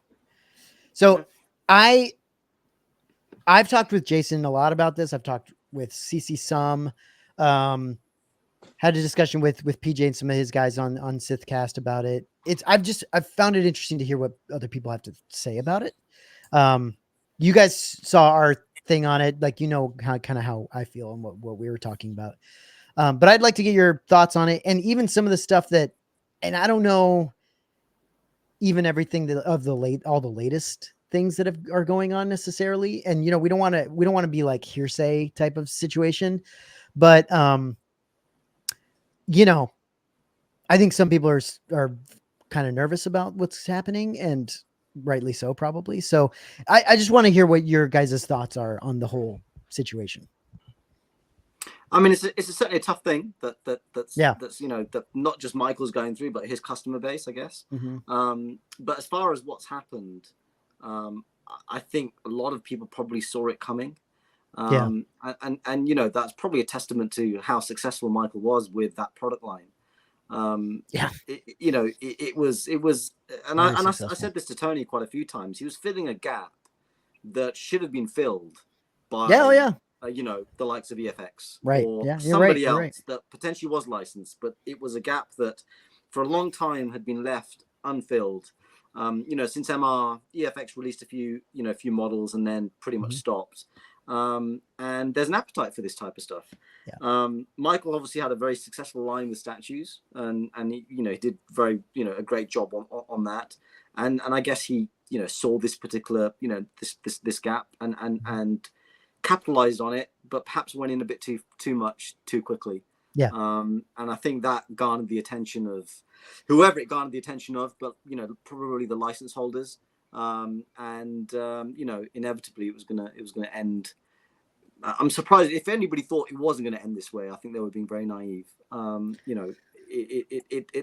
way he was releasing models at the rate he was releasing them, and the way they were being advertised, was always going to raise, Parm, do you feel like this started when the models started? You feel like is that when things got?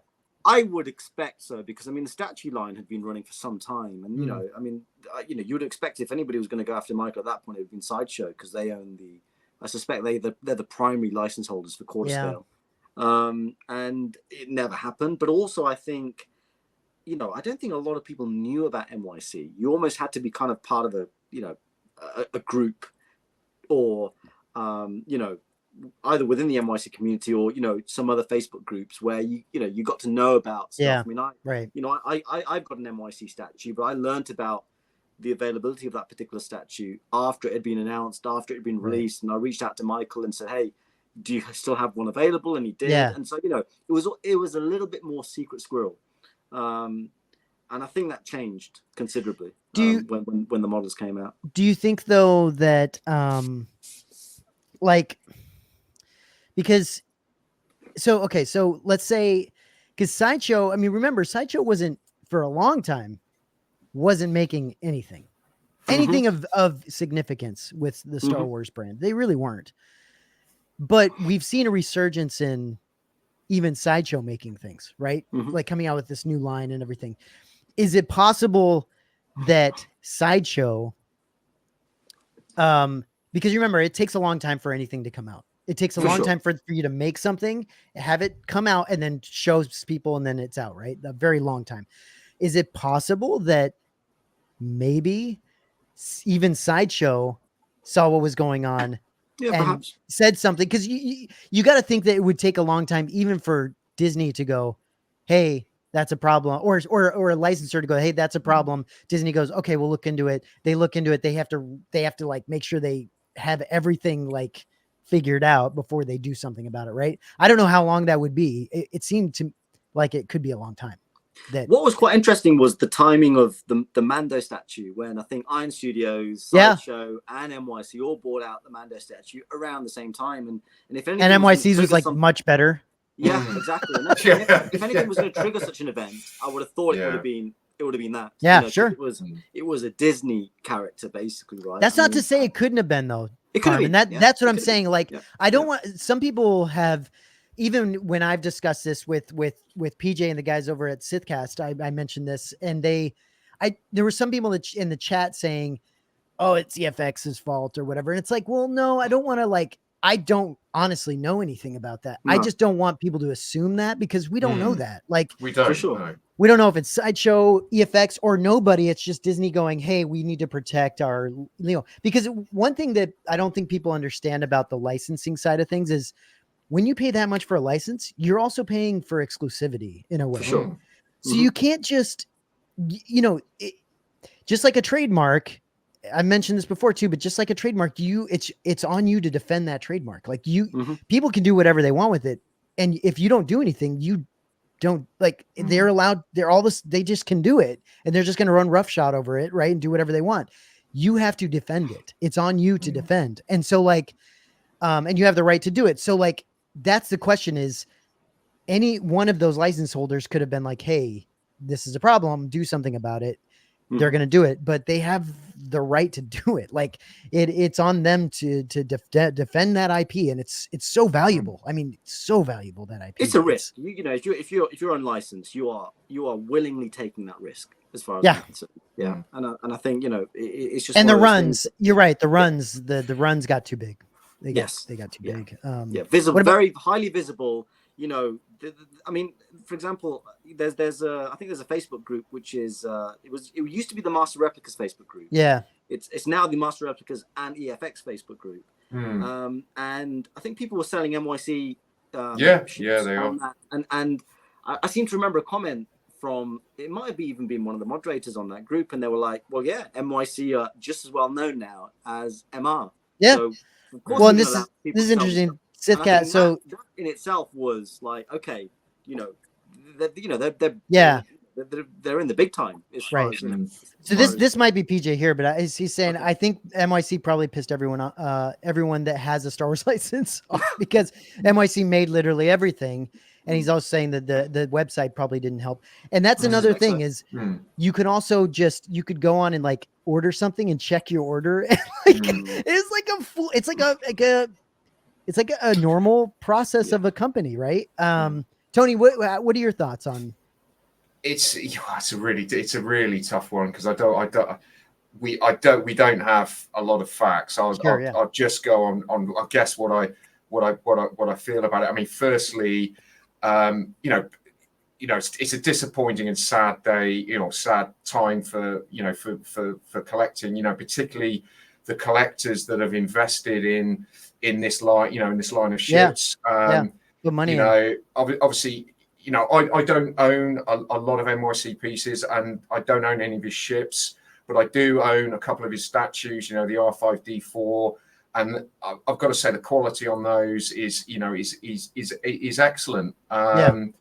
But for me, I felt that as soon as he started doing this sort of ship statue line, that all of a sudden everything just ramped up, and I'm just wondering whether that's probably what's caused you know, and I'm guessing maybe EFX contacting Disney to say, have a look at them, because it was just too much as well. I just did feel it was too much. You know, he was releasing a shit every single month and doing a pre-order every single month, and it was advertised. Well, and don't you guys? Yeah, you know. I mean, don't you guys feel too like once you get to the point where you're making it was a business, wasn't it? Falcon.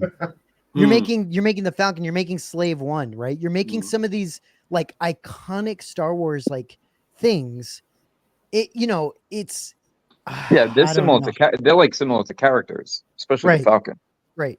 Oh yeah. Very valuable characters to them, and at some point, you're making those characters at higher production levels. I mean, didn't they keep some of these things open for like what 5-10 minutes or something like that, and just whatever orders rolled in, that's what they made? Yeah, and they created a 5-minute time window. There'd be like different diorama bases, or one came with a coin. Or right. I mean that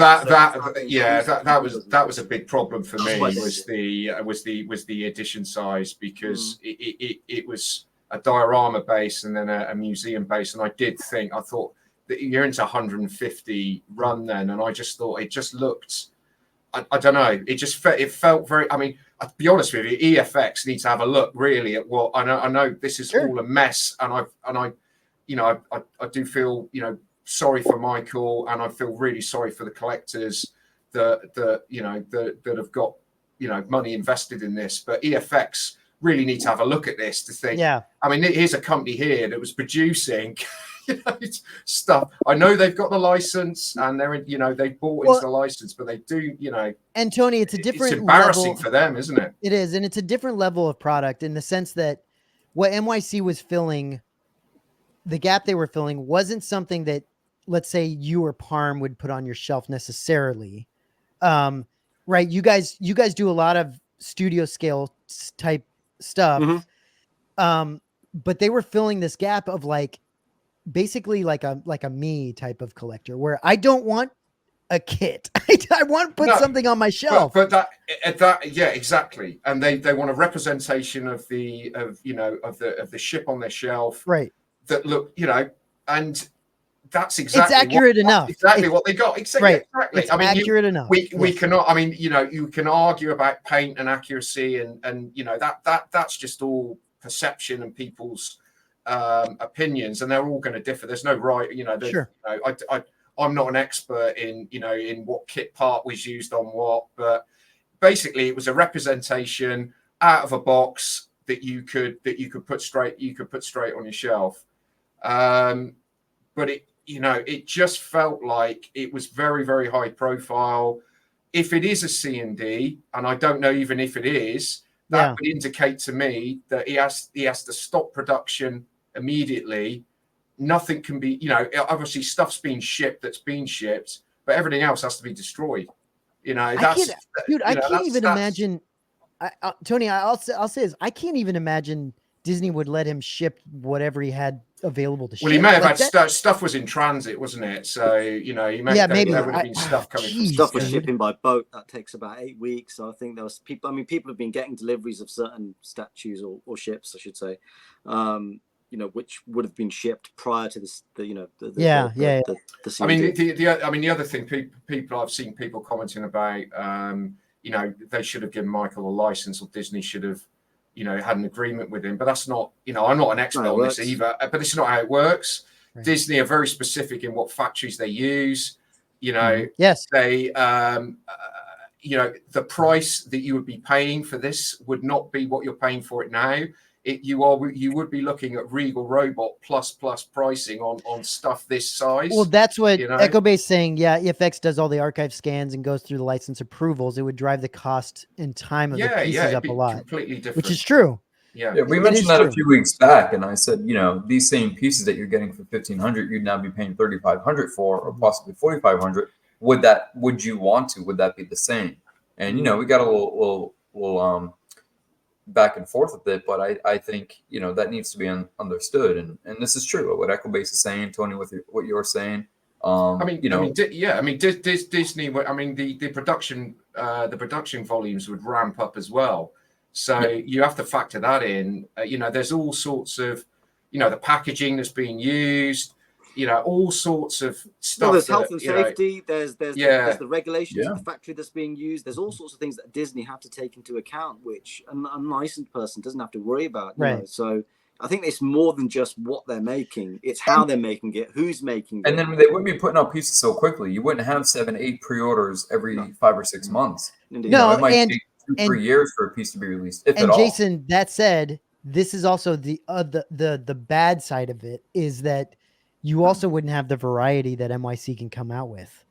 As in, like, we love the variety that a custom maker can be like, I'm gonna make freaking, blah blue whatever figure or character I want to do, like from this book, this like freaking comic book or whatever. They can make whatever they want. They because they just put a poll out or whatever and they make something. You can't do that if you're a license holder. No. A lot of times it's Disney going, make another Darth Maul, right? Like make Obi-Wan Kenobi again. Like that's kind of what you have to deal with, right? And even when Disney say, yeah, go ahead and make that, you have to still go through the whole kind of, prototyping and, phase of getting to the point where, okay, it's ready.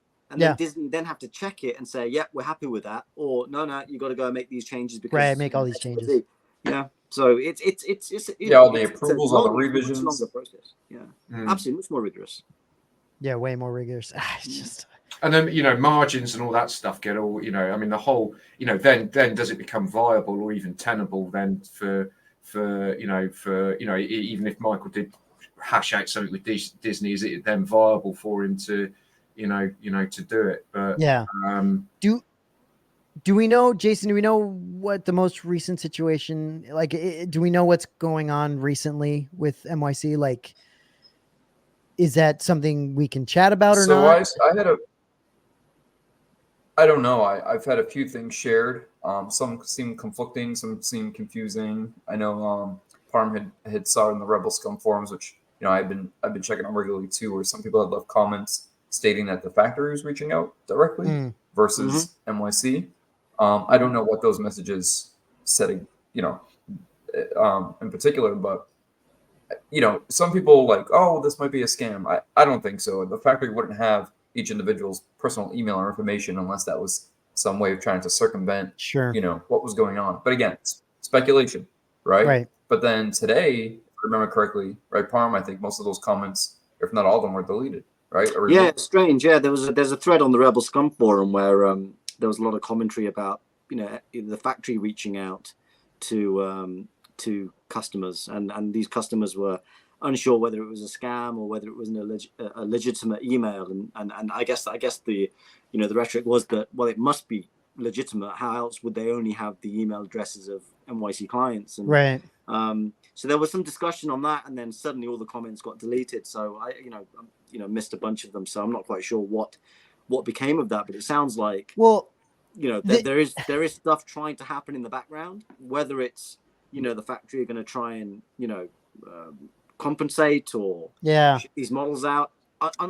It's really unclear. Well, Jason, we've talked about this, that like the thing that's got to be just, how do you deal with this, is all of the orders that are out there that you have to either refund or figure, like, that's got to be a freaking nightmare. And for all the people and for all the people that have orders out, I mean, I would be nervous. I'd be concerned. And so, like, I'm just saying that, like, that, but I also would be concerned for Michael. I would not be circumventing anything if I were. That would be, that's dangerous as hell, man. Like, I just can't imagine that's a good idea. I wouldn't say. I can't believe that can't happen. I mean, there's no way. I mean, if stuff gets shipped, I mean, they're shipping stuff to collectors, and they're not the most discreet. The ones that I, including myself, will post. They'll post something. Something will come out. I mean, it's all stuff's already come out on forums already. I really hope that isn't the case, because that could be serious trouble. What are the possibilities of the warehouses or the whatever those things are trying to make up for stuff, not Michael. As in, Michael's doesn't have anything to do with. He's not wanting this to happen, but they're doing it on their own behalf. You know what I mean? Like, do you know what I mean, Jason? Like, how possible is that? I mean, there's always a slight possibility, right? But I just don't know. And I had someone else share an email with me where what they didn't copy paste the email, but they said, I received an email today. Basically, I'm being told that refunds will be issued and items won't be shipped. However, that's weird because then the statements that people are stating, hey, we received emails, it's directly from the factory about shipping items. And they basically said, well, what I got was an email stating that items won't ship and I'd be refunds, but I have to be patient and wait for the refunds because those deposits and or funds were sent to the factories. Yeah. And now there's this back and forth with the factory of trying to recoup those funds to now pay people back. It's a nightmare for Michael. This, it really is. I just, yeah. You know, someone mentioned something, and it's kind of like, you know, hindsight is 20/20, right? Someone mentioned something where it's like, well, and I don't mean this to sound as I guess disrespectful as it would, but if you're going in knowing that you're operating in a gray area, right? Knowing that you're operating illegitimately, you should have a contingency plan in play, right? And one of the statements that I read on one of the forums, I think it was the one me and you were going through, Matt, was the guy basically said, like, well, if he knew that he was unlicensed, why wasn't there a contingency plan? Why wasn't there a reserve of funds? Because it's not like, you know, what you were paying retail for these releases was what it was costing. There's profit being made. So if anything was to happen, a contingency plan should have been in play. And it's like, yes and no. And, you know, do you take into consideration that, like, hey, this is only going to last so long? And we also don't know. We also don't know that I mean, he could have that. He could have that in play. And he just and we just don't know what's going to happen quite yet. You know. Yeah. There's also there's also a bunch of people that are concerned about how long they're having to wait to hear from NYC because you can only get your refund back in a certain amount of time. They've got to give him time. They've got to give him some time. I mean, they've got to give him some time. You know, I get it. People have to make a claim back on PayPal or something. You know, there's time. Well, that's the thing. I think there's a limit, right? Time limit. There's a limit of time, and I think some of that time may have already passed. That's the tricky part. I got to say though, in all of this, one of the best comments I had seen so far was a gentleman who was like, "Wait, they're unlicensed," and it was only funny because he was being genuine. Like he honestly thought, you know, he was like, wait a minute, what's everybody talking about? Like, why wouldn't he refund people? He's unlicensed. Can you imagine? It was that illustrates how successful and how, you know, how much, you know, the name, the profile had gone up. People just assumed. Yeah. And they were comparing it to licensed product, and it was like, you know, almost mentioning the same breath as MR and EFX. Yeah. So for sure. They're saying 6 months for PayPal. Okay. But so that's when you order it though, right? So like. Yeah, I mean that's technically a bank. PayPal doesn't really have any. Whatever your issuing bank, and most all issuing banks in the United States is 180 days / 6 months. So you have 180 days to dispute a charge of any kind. So PayPal, because they don't, you know, operate any brick and mortar businesses, they have to follow most of like the banking guidelines. And by doing so, whatever your issuing bank does, PayPal then has to like follow that. How does that work in the UK? Same, very similar. Yeah, similar. Yeah. I think we get less time though, don't we? Is it? I don't think we get 6 months. Yeah. I'm not. Yeah, you get a couple of weeks. 48 hours. I think you guys follow the same rules, right? Because usually it's under like MasterCard, Amex. Yeah, it's probably the same. It's probably the same. Yeah. Most of them, some do give 12 months, and then if that's the case, if you're issuing bank, like if you're a JP Morgan Chase private client, you'll have 12 months. And if that's the case, then PayPal now has to allow 12 months because they have to go by whatever the issuing bank is. But for 90% of the world, it's the 180 days. And here's the thing. If they say, hey, give us 3 more weeks or 6 more weeks to work this out, and you're now overlapping past that 180-day mark, then PayPal's not going to be able to step in and assist you. I mean, you can try, but you're going to have a lot less, you know, of a positive outcome than you would within the 6-month time frame. And I think this is where people need to weigh up their relationship with Michael, and you know, what did they wait long enough? You know, because a lot of people trust Michael, right? Because I mean, he's always delivered. You know? Yes. Yeah. Well, I've told many people always delivered. I've told many people who've reached out and asked, I'm like, look, Michael isn't scamming anybody. Michael isn't ripping anybody off. Michael's not taking anybody's money. And I've said, I'm like, look, if you want, whatever it is that you want, or you're waiting for, I'm like, just give it the time that it needs to take. Even when it first happened, I had not so many, but I had a handful of people reach out like, oh, should I contact my credit card? Should I contact people? I'm like, well, no. And I wasn't doing that in defense of Michael, but like, think smart. If everybody starts bum rushing PayPal, then whatever funds Michael has access to, we're all going to get locked up and frozen. So I'm like, you're shooting yourself in the foot and not allowing him to do what he needs to do. So I told people, I'm like, just think, be smart, don't panic. True. Michael's not somebody that we have to worry about in the manner of like, hey, he's going to take my money and run. He's never been that guy ever. So let him do what he needs to do. But at the end of the day, it is tricky. We have a comment here. It says, I love and support NYC, as do we all, right, on various levels. But yes, you do have to understand the Disney and Lucasfilm aspect. It's tricky. And Jason, you have to appreciate the Disney. One thing you have to understand, and I'm sure everyone does, but you got to really think about this, is that it's not personal for Disney, or they're not doing this out of like spite or out of like, they don't care about any. Disney does not care. They just are enforcing what they are allowed to enforce. And so, that's the tough part is, and that's what sucks. And that's what I'm worried. That's why I'm worried about Michael and his family, because if he doesn't make the right decisions now, the wise decisions now, and what he does, Disney doesn't care. And they don't. And they will do whatever they have to. And that's what I'm worried about, because it's like you're skating on thin ice at this point. You're already scared. You're already skating on ice, doing what you were doing, right? Which, a lot of customs are, but now you're skating on the really thin ice. So here's a good point. And I want to just go over this comment because it's similar to what Parminda said just shortly ago. Said, so it was also asked not to share what's in the emails. Okay, the problem with that is the second the emails went out, I had 3 people share it with me almost minutes later. Then people went and posted on the forums and the boards. So if they're trying to, get pieces out to people, like you had said, or maybe it was Tony, but like both of you, whoever said it was correct. Like there's people that are not going to not be able to share. Like, look, I got my slave 1. Look, even if law of averages, if you ask 50 people to not share, maybe 40 might not, 10 are going to. And there's no way around that. It's and the people that had shared the emails with me, they're not people I talk to on the regular. They're not people I have like daily conversations with.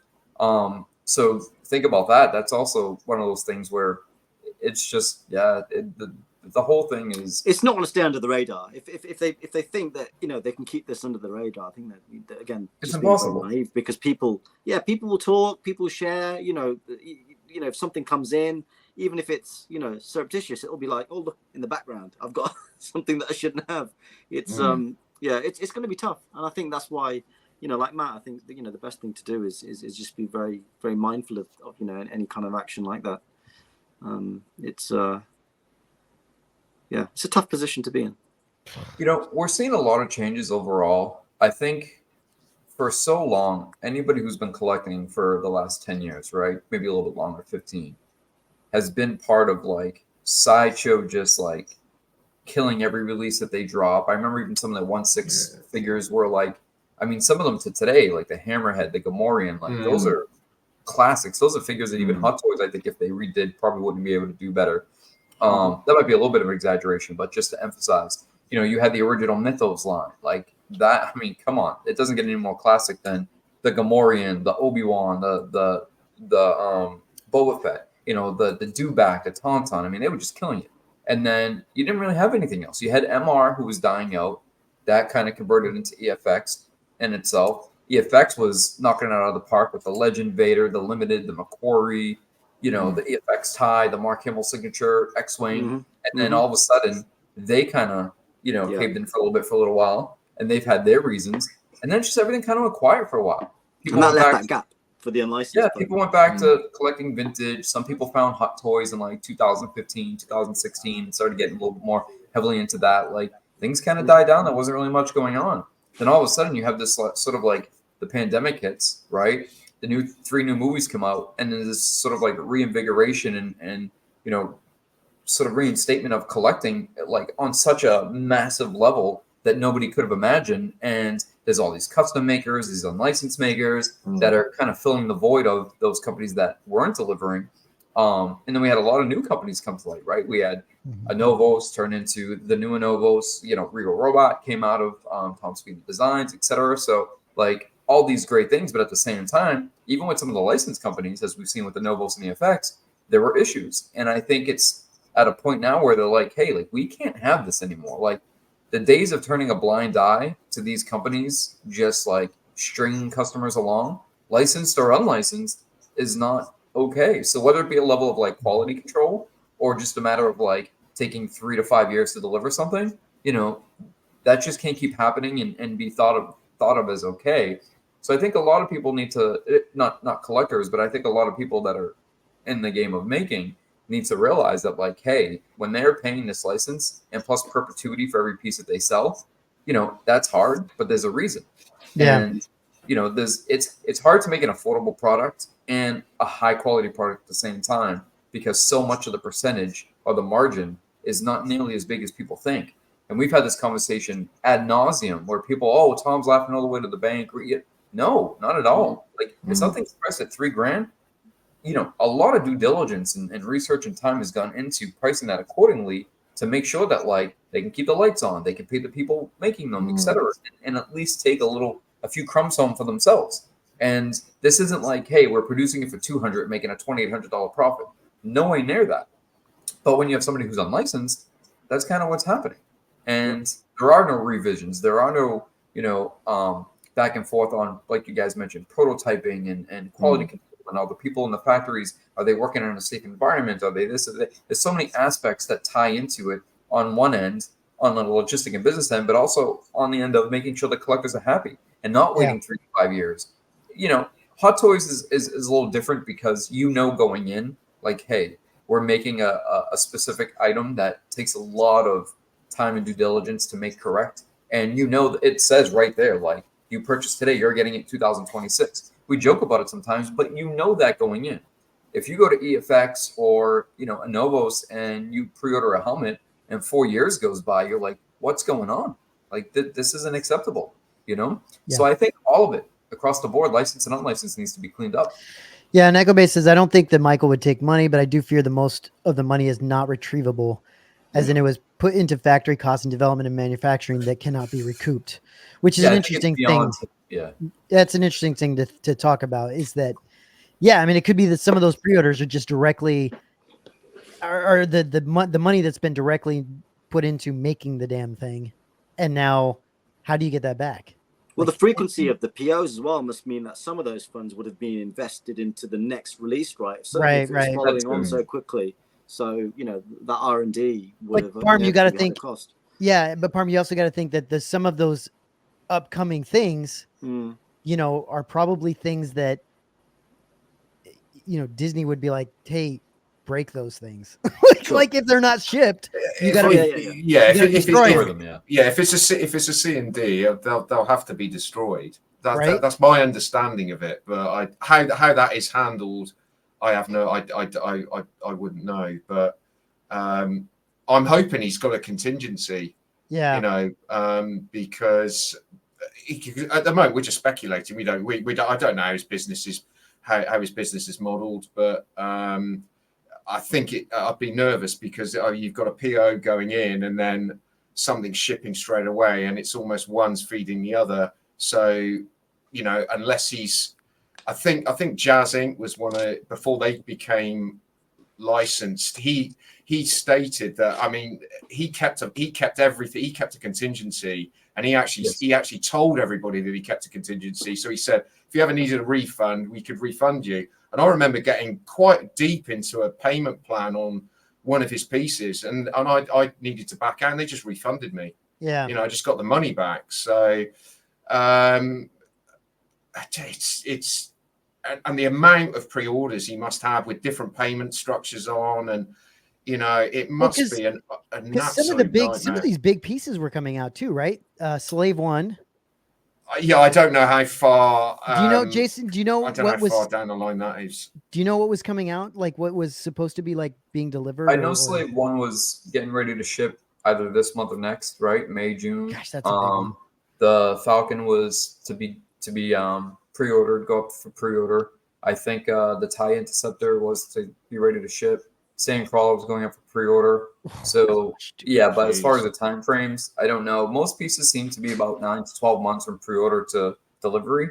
Michael's always been pretty good with that. You got to wonder if they were like, if they saw the Falcon was going to be going up, and they were like, "Yeah, we got to do this now." I did say to Palm privately, when that got teased and then suddenly pulled down, and it went very quiet for a few days. I just wondered if something had happened, because I'm surprised it's taken this long, only because we're all in this collecting bubble, and we see. We've seen the production and his advertising ramp up. It's become very professional. Like you said, it almost feels like a licensed company. Whether that was the trigger for it.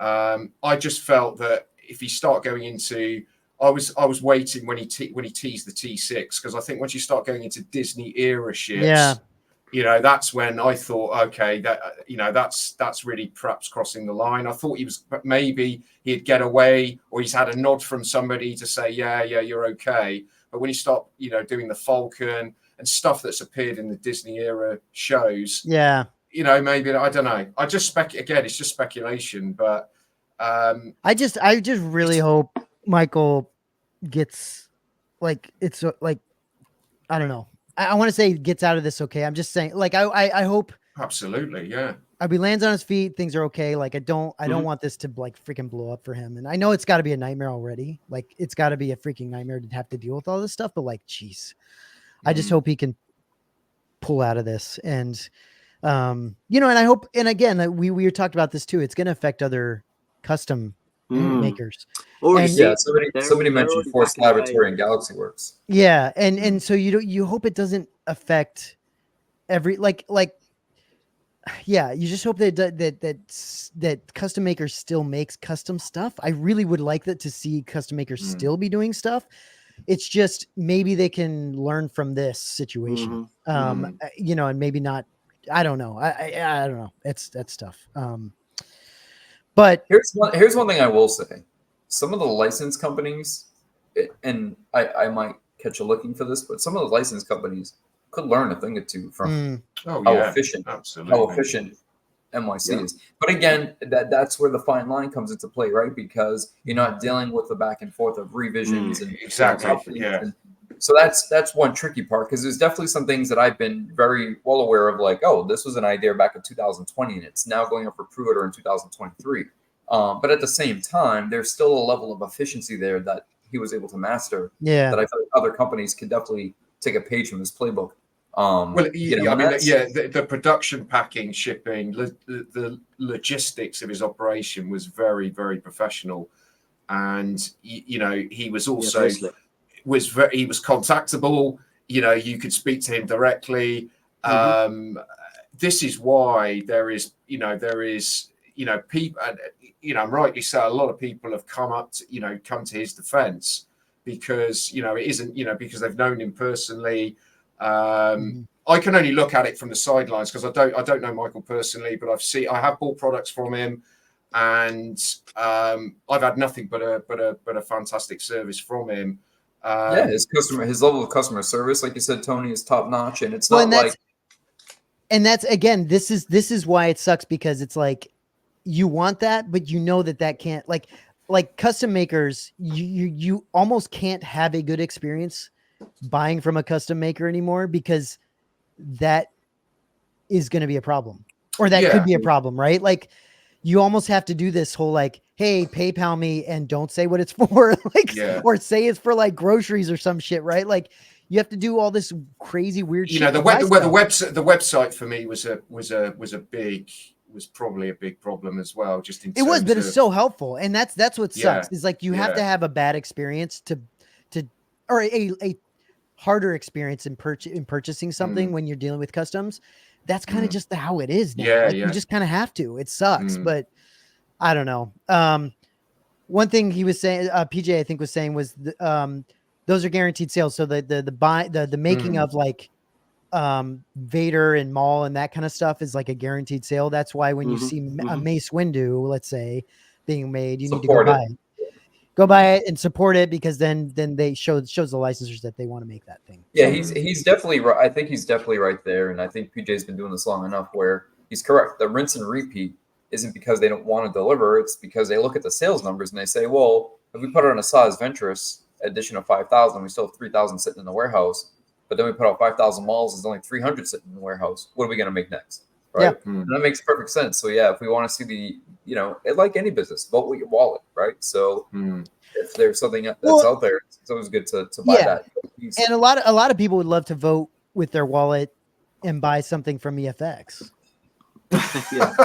Yeah, but they can't. I mean, look, EFX has been catching a lot of slack, and I get no. They've been doing better. I get no skin in the game one way or the other, but like lately, I mean, they've been everything that they've released has actually released, has actually been shipped, has actually come out, and then even the pieces that were in Lingo, they got right up on it. Was like, all right, enough is enough. Let's get these out the door. From everything from the micro helmets to the melted Vader, like it got up and out there. Yeah. No, we'll see. We'll see what happens, guys. I mean, it's, again, I want to make sure that we're talking about this because I think okay, so I'll say this. I think a lot of people just don't want to talk about it because they don't want to discuss this, right? They don't want to have this discussion online live because it's uncomfortable, isn't it? It's uncomfortable. Yeah. It's concerning. You don't want to mess it. You don't want Michael to feel a certain way. You don't want people to be, I know a lot of people love NYC. I get it. But I think it's valuable to have these discussions just to like, as collectors, talk about what's going to happen moving forward. And it's something that should be discussed, in my opinion. So it's a small community. We've all been in this bubble and exposed to this whole up until now. So yeah, naturally, it's going to be something that people want to discuss. Yeah, for sure. But that's a good, real quick. I wanted to move us into talking about this. Hold on, let me bring this up. So this is what I was talking about before, Nathan, and we're going to move into talking about some actual releases now, some actual like things coming up. And this is what it's a good segue because this is what PJ was actually mentioning, that finally we're seeing Sideshow come out with some interesting things that if people can buy and put their money towards, maybe they'll make more of this kind of stuff. Because to me, this looks good. Yeah. Like, am I wrong? This looks good. I think this looks pretty amazing. It's a great pose. I'm not a huge. I'll turn the audio off. I'm not a huge fan of I like more sculpted stuff, like fully sculpted. But that said, I still think, damn, this looks pretty amazing. Yeah, it does look good. Is it just the robe that's like mixed media? Yeah, the robe. I think his tunic is as well, right? Yeah, basically everything he's got on is mixed media. What about the head? Is that PVC or is that poly? That I think that they were doing PVC heads, weren't they? For quite yeah. I'm guessing it probably isn't.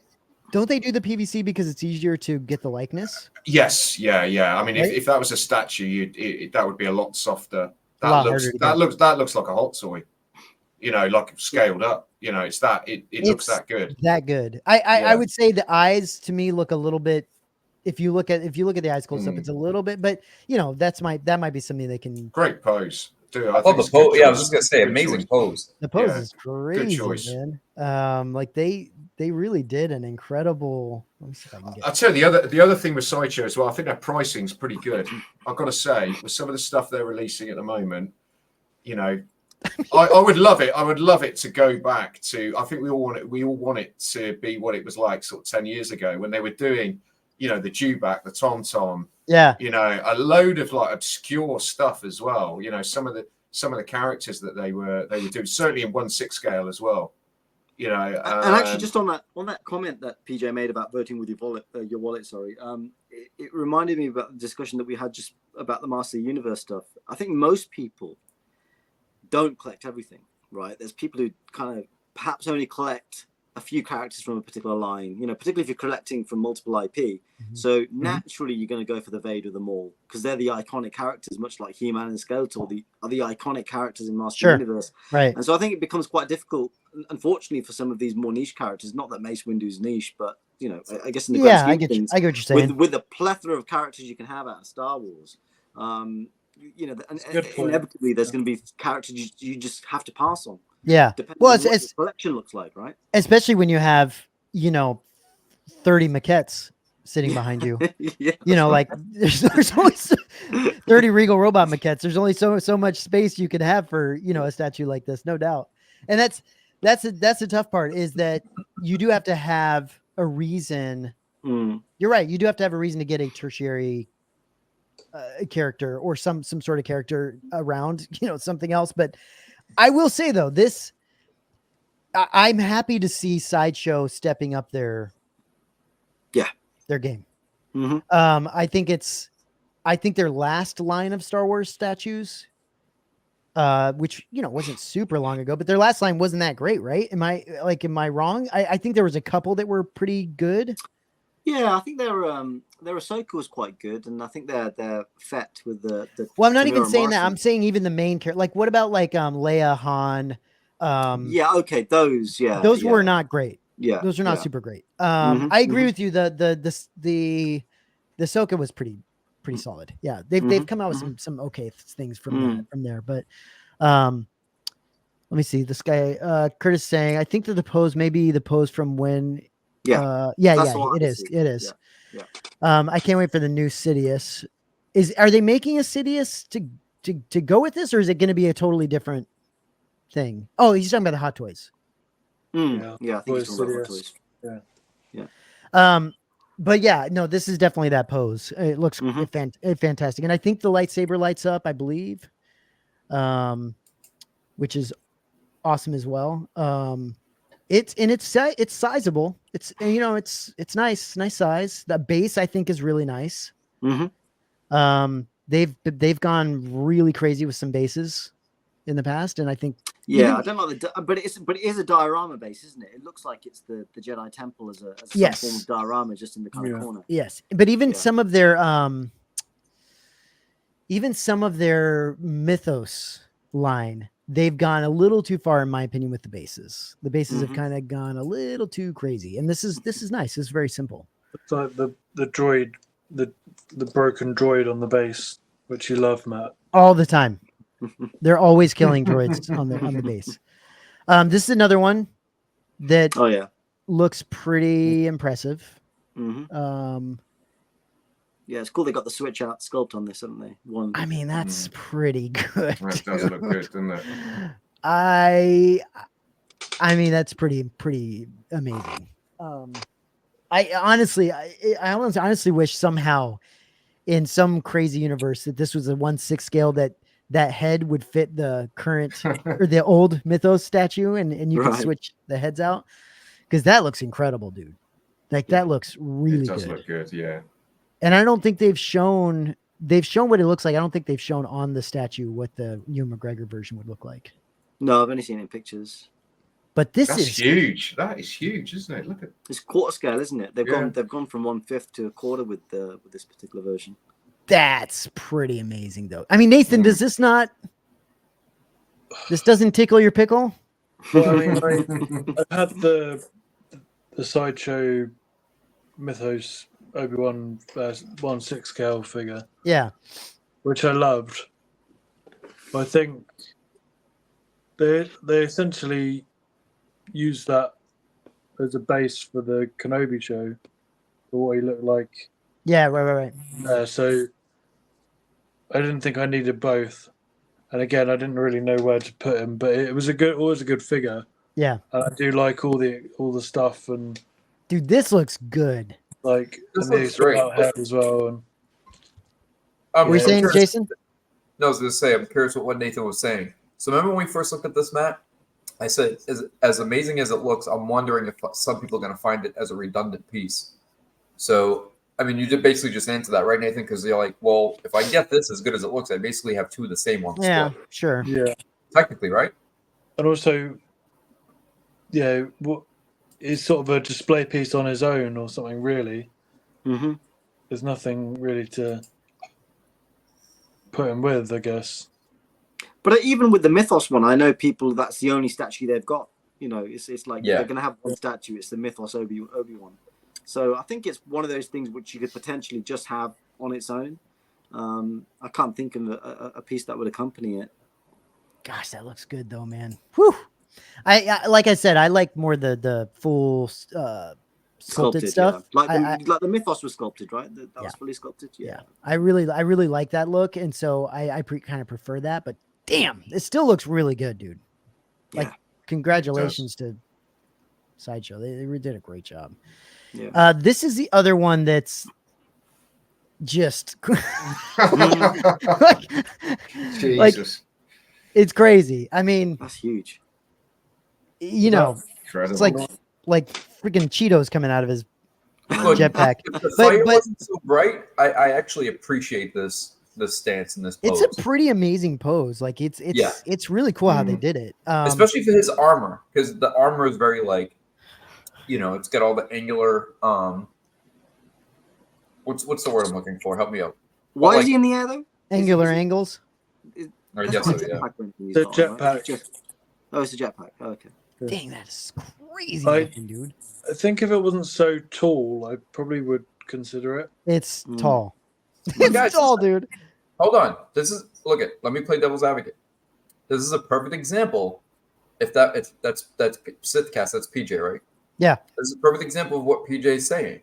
They go and they do something ambitious and creative, and then we're kind of playing that like, you know, we're knocking it a little bit. So it's tricky, right? We want to try to support this stuff. It is. I'm not saying it's bad. I'm not thinking. No, it's I bad. know that, but we're all looking at this like, all right, guys, like tone down the fire. It's a little much. Like no doubt. The problem is though, Jason, is that like we've said before, everyone's competing for your dollar. So like, it doesn't matter. Yes, they can make tertiary product like characters and all this stuff, and it's awesome, but they still have to earn your money. They still have to earn every dollar that comes to them. And there's some things that aren't going to be like, I'm not going to like, that you're not going to like, that other people might like. Like the Mythos, the current Mythos line, when they do all the crazy shit with the bases and like, they're like destroying droids all the time, right? Below them. Like even this one, it's, you know, I don't need that shit. Like I don't want that. But there's people that like that, you know? So, I think there's going to be plenty of people that buy this thing. It does look cool. Like it is really cool looking. It's just very tall. Like, I don't know where, you know. Yeah. And we don't ever get these characters in this scale, unless it is somebody making it custom or 3D printing it, or, you know, you buy it and paint it yourself, or, you know, it always has to be some type of homebrew option. It's true. To get something a little bit more unique and a little bit more different. Which is why with the Obi-Wan, I was kind of like, this is great, but at the same time, they're literally just borrowing from something that was already produced and remaking it. Yeah. So I think the mace is fantastic. I think this is fantastic, and I'd like to see more of this direction. Gosh, it looks so good, dude. Like they really did a fantastic job. They really, really did. It's good to see from Sideshow. Finally, they're you know, going a bit left field, which is good. Different. Yeah, good. I love it. And then I'm trying to think if there's any. Oh well, there's this. That's nice. Oh, for a second, I was gonna say, oh, that guy's wearing a hyperdrive shirt. It's a Sideshow. Oh, just get the computer screen. Here you go, guys. This is nice. Oh yeah. I actually ordered the Ewok statue. Oh, did you? For your daughter? Yeah, it was like I think it was like $80 or something. It was and she's a great artist, so that's cute. Stuff of nightmares, dude. I love it. It is cute. I don't think this is bad. Look, come on, guys. No, it's not bad. It's not, especially if you're putting in your daughter's room. That's cool. It has like a Mark Ryden style to it, which is interesting. But all right, this part's a little upsetting for me, and you're my gripes with this, because these are such. Come on, like these are some of the most badass characters that have come on in a long time. Why are you gonna make BT1 an open pre-order and then make 000 limited? Like, yeah, that's crazy. Come on, it's like, what do you? It's like saying, hey, we have 100 jars of jelly, but only 5 jars of peanut butter. Like, it goes together. We need them both. Yeah. They need to 2-pack. Bring back the 2-packs. Really. Maybe they will. Maybe that's what their plan is. Maybe they'll bring a 2-pack. I mean, it's like you said, Jason. It's like bringing out R2 and then C3PO's limited release. I mean, it makes no sense. That is crazy. It's but crazy. I suspect that maybe down the line they'll do a 2-pack because Jason, the one that you're frustrated about is 000. Yeah, the syringe finger guy. Yeah, like either make them both limited. If they were both limited, then that'd be fine, right? Because like you get one or the other, that's your chance. You take the risk, whatever. One's limited to 2,000, one's open pre-order. If you buy BT1, then it's like the cheese who stands alone. He's all by himself. Yeah, they do. His homie's gone. Like he's just left in the wind, hanging. Yeah. Dang! Look how terrifying he is, man. Freaking crazy, dude. That is crazy. Freaking Freddy Krueger C3PO.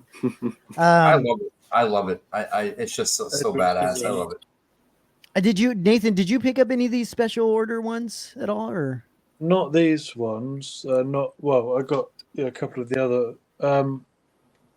I didn't get any of the Legends ones, but I got one of the ones I've got is the clone commando. Oh yeah. Dude, start ripping into that thing. Open it up. Shall I open Yeah, it? I'll mute you for now while you open it. All right. While we talk, and we'll talk about some of these other ones.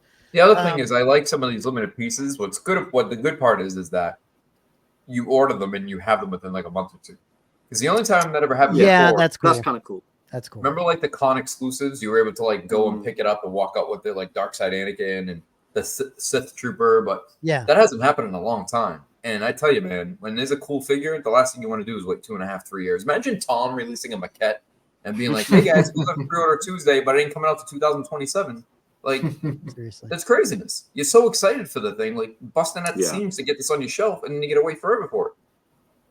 Dude, I haven't opened a hot toy in a long time. That's been a minute. Nathan's just creaming himself, dude. Freaking love it, dude. He's gonna smell the plastic. I love it. No, but so here's a good question. Are a lot of people ordering these like gold? I've never dipped into that gold. No, I've never gone into that. Bronzed. But I could, I suspect there's a market for it. Are those limited? Yeah. The gold and the silver. I think so. Jason, you've bought those before, right? Yeah, I got some of the earlier ones. I get some of the chrome ones, not the gold. I have when they came out, but they were also part of like the brands. Some of the collaborations they did with other brands, like Jun Takahashi, and it's going a little outside the box now. But I was more a fan of the collaborators, so I have like the chocolate, the it's like the copper one. I get a few. I like them. They look good on display, especially like different variations of Stormtroopers where you have like, the Chinese porcelain one, right. The black, you have the gold, the copper, the chrome. Like they do look interesting together. By themselves, they're a little strange. Like you can't just have like a gold, I mean you can. But if you just have like a gold first order Stormtrooper on your shelf, people are gonna be like, did you win that in a contest or something? Like, what's this? Yeah. But if you have the variations, they do. Or if you're a big fan of that one particular design of the trooper, then it looks good.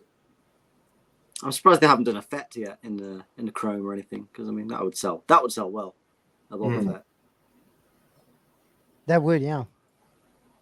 I don't know. I mean, man, they're just coming out so much shit, dude. It's crazy. Is this from? If you're a this is Star Killer, right? It is, yeah. See, it is nice though that even they're coming out a lot of stuff, but they're coming out a lot of stuff that I'm guessing people want, right? I mean, Nathan, are you picking up any of these guys? Like, no, I mean, if it was Star Killer, like Sam Whitworth, like the video game, right? Yeah. Not because this is the thing. This is like a DLC or something. Yeah, I got you. So I would. Yeah, I never got this far in this game.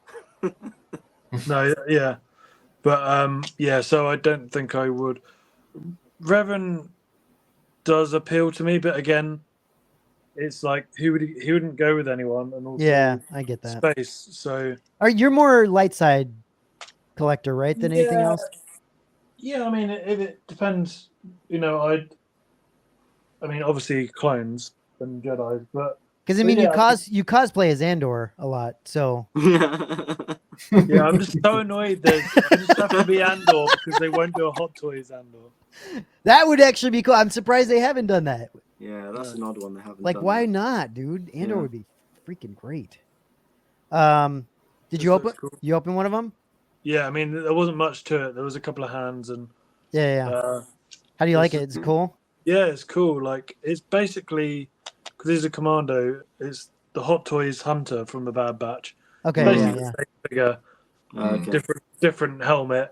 I think the chest plate is just slightly different, but literally same backpack, same armor, everywhere else, same gun. I was just, cool. I think this I don't know. I think it lights up the visor. It lights up. Do people use that shit? Nobody uses that, right? But it's quite cool that it's lit up. Like, I was worried that it was just going to be like a black visor if you didn't light up. Oh, was he super limited, Nathan? Was he like 2,000 pieces? I don't know exactly. I think the Kenobi was more limited than this, but it was it's waitlisted, isn't it? Say again, sorry? I think it's waitlisted on Sideshow. Yeah, I believe so. Yeah, because they were waitlisted quick. Mm-hmm. All right, special edition one. But, I'm hoping somebody can help me out with this. Maybe you, Nathan. So I had the original DX whatever with the sit speeder and the rolling eyes. And it even had like that little coin, like the square coin. What's the difference between this one? Is there a difference, Nathan, between this one and the sculpt? The main difference is the sculpt. It's a lot. Like, I mean, it's a lot narrower. I think the original DX-17 was a bit of a rounder face. I hear that. Not sort of screen accurate. I mean, it was still a good sculpt. Yeah, but this looks better. A lot more accurate. I think the body is slightly different. The mouths are different too. The mouths are different. Yeah. So it's slightly. The old mouth is more of a screaming mouth, whereas this one's more like I don't know, like an open mouth, really. Also, this doesn't have the indentations for the tattoos, because I think the other one had slight indentations. Oh, that's right. Tattoos are. So this one is like actual tattoos rather than. Yeah. It looks freaking amazing. I think so. Yeah, I mean, and it has the eye rolling eye thing, right? The the purge. The other one did as well. The DX did as well, I think. Yeah. This one does as well. There's not a real massive difference. It's just, I mean, I'm gonna try. I mean, it'd probably be a nightmare to try and get it, but I might try and just get one of these head sculpts on the secondary market and then just put it on my existing one rather than get a whole new figure. It's like Darth Maul after a cleanse. Like, he's like just a little bit, a little bit thinner. Yeah, exactly. Cool. Now this is interesting. Dark Empire. I think this is a cut and shot. I was not expecting this. Like, when I saw this, I was like, "What the hell is Hot Toys doing? It's crazy." It's very cool. It's very cool, and it's very easy for them to make. But here's a good question, Nathan. Would you go I don't know if you ordered this or not, first of all. Second, if you order something like this, would you go for the hair version or the non-hair version? If I was to, well, I mean, what I have done, like with the art stuff, I always go for the rooted hair version. Just because I think if it's an option, then I think I would take it because it's an option and it's not as bad as it used to be with the like Barbie doll hair. Yeah. It's better now. Decent hair. And even being a barber, hairdresser, I can always style it myself. So. That's amazing, dude. I would love to see you do that, bro. I did it on my my in-out Gandalf. I actually trimmed the beard of my in-out Gandalf. Dude, I would love to see you put one in your barber's chair and actually go at that hair. Dude, that's so freaking awesome. Jason, weren't you interested in this? Yes. The second I saw this, I got the feels all over because I still have the book. I have the comics. This is does look classic. Cool. Yeah, the storyline, the artwork, classic Dave Dorman artwork. Like this was when this hit, I was like, wait, I actually thought it was a custom. I'll be honest. And right. Some people mess around with the pictures and they put the Hot Toys logo, and you're like, oh wow. Yeah. And then it's like, no, it's like.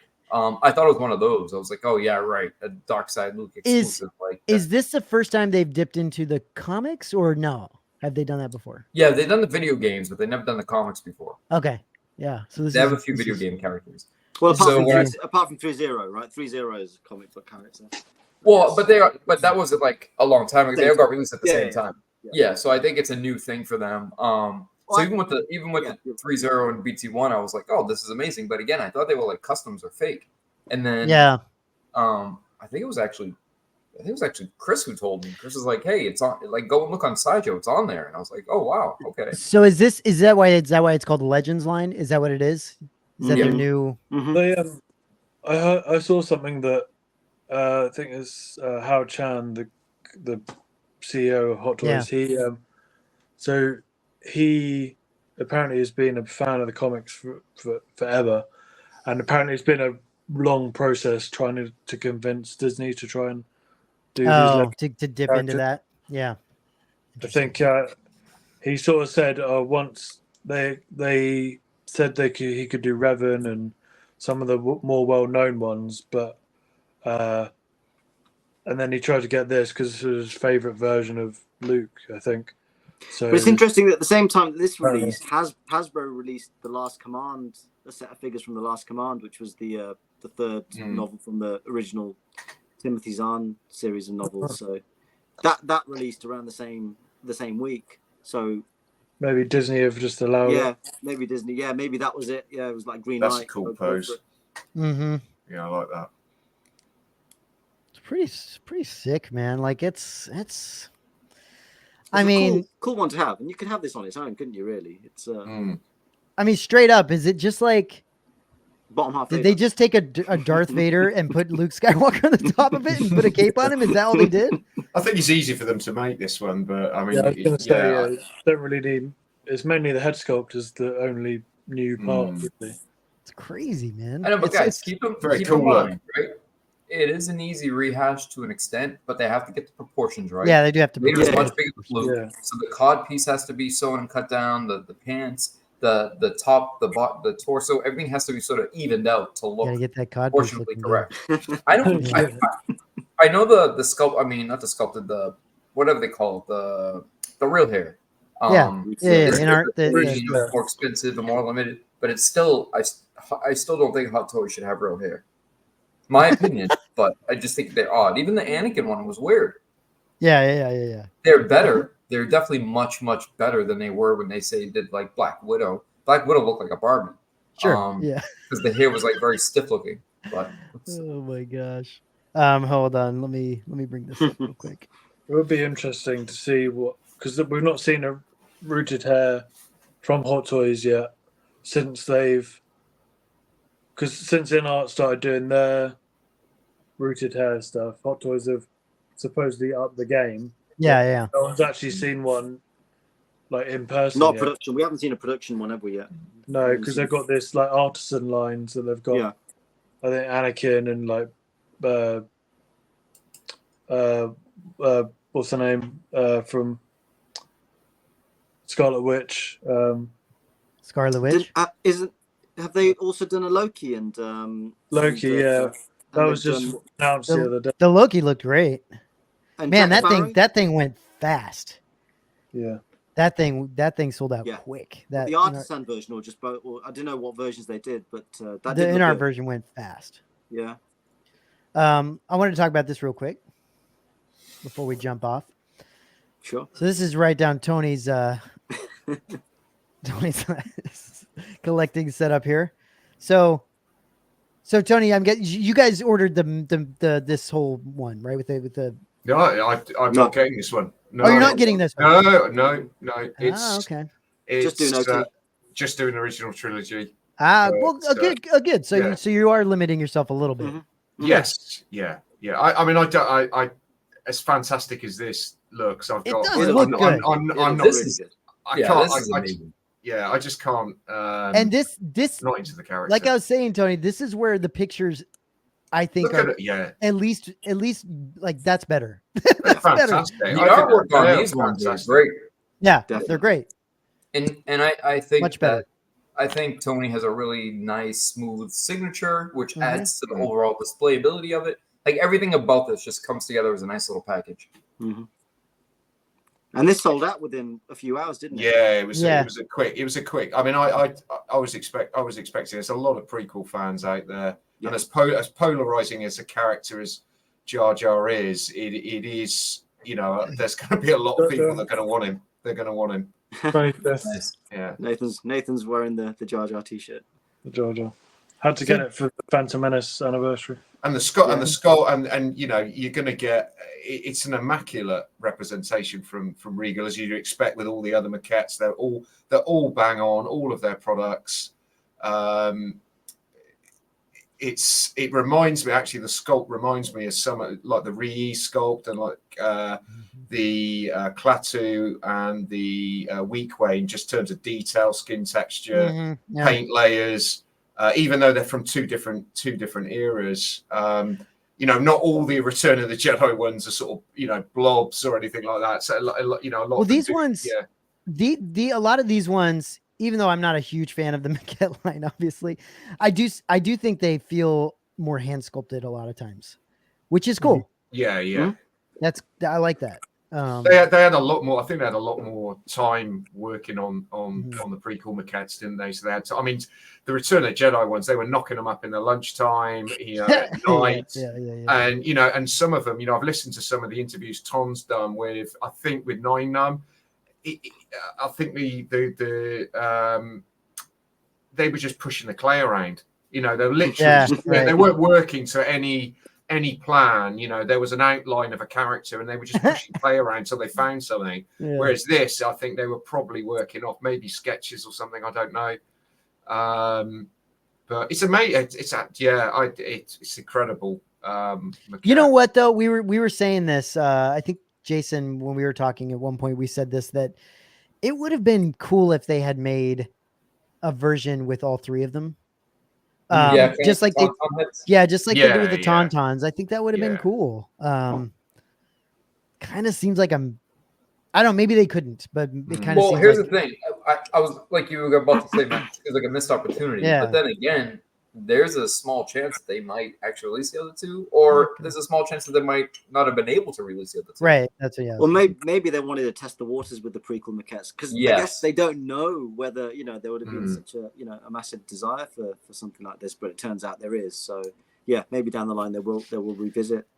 Yeah. For anybody who missed out, I think Big Bad may have one or two left, and I think Sideshow may have a couple left if I'm correct. So if anybody's still looking for this, I would jump on it, because I agree with Matt. I think it's some of the best artwork yet. I think Tony.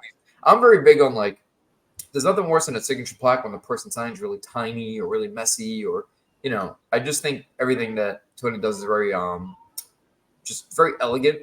You know, like you can tell these weren't like doodles that you just scratch while he was like eating cereal. Like, he took his time and Jason, we were talking earlier about how you display all this stuff when you have the frames and the like think about how many he's gonna make, right? He's gonna make a shit ton of these things.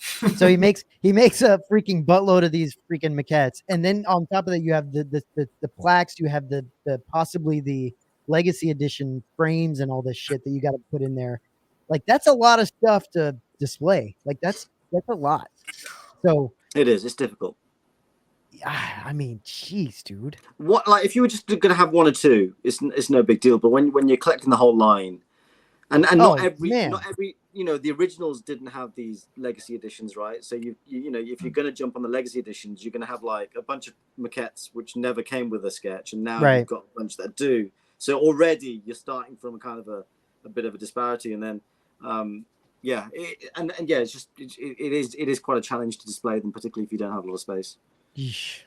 I mean, this I think this for me also probably gives me a bit of respite as well, because if he goes like prequel OT, you get a bit more of a breathing space. So if you're not collecting across eras. It That's becomes, true. It becomes, you know. Yeah. So I'm really hoping he does dive into the. I mean, I'd like to see these maquettes being made anyway, because the ones that they did for the, you know, certainly for the Phantom Menace were incredible. You know, there's some really detailed sculpture work going on. You know, and some really big, and they're big. Some of them are huge.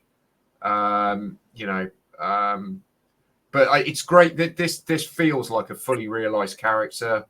You know, the maquette, the amount of Jar Jar you see in it, it's not something that's just like a representation of it. It's somehow, and that goes to the Tony McVeigh and also what Regal have recreated as well. It looks like Jar Jar. There's, you know, even the sketches. I mean, look at the sketches. The amount of different characters he's got in expressions in there is incredible, and the consistency of them as well. You know, you're not going to get what you're not going to get what I'm worrying about with a Rancor one. Yeah, exactly. It's a great start off for Tom, and you know, look, he's a businessman at the end of the day. He's got to think about, he can't keep. I guess at some point, you know, Disney might be pressuring him to say, look, you've got to. You can't focus completely on one era, you know. Right. You know, there's a whole generation of potential customers out there that, dude, he's got to be loving the fact that he can make some of these prequel characters. It's a whole nother thing for him to make. Like, he's got to be freaking loving it, dude. Yeah. Why not? I mean, because he only needs, like, how many are they making of these? Well, I think there was 75 of the Legacy, and then it's unlimited for a short period, a window, which I think is either, it's a timed edition. Yeah, because, like, I mean, think about this Legacy edition. I mean, you only need like 75 people to be like, yeah, I like the prequels and I like Jar Jar. Like, it's not it's not that many people. So, but it does still not amaze. I guess amaze me, because I'm in this like bubble. Yeah. Thinking that there are thousands of people, you know, when he brings up a maquette for pre-order, that you've got to jump on it within 5 seconds. Sure, otherwise you're going to miss out. Yeah. But there is stuff still on his website. You know, some of the other maquettes you can still pick them up, and they've only made, you know, he's only made 100 of them. So you know, he's got 3,000 people on his Facebook group, but there's not 3,000 people buying maquettes. You know, so.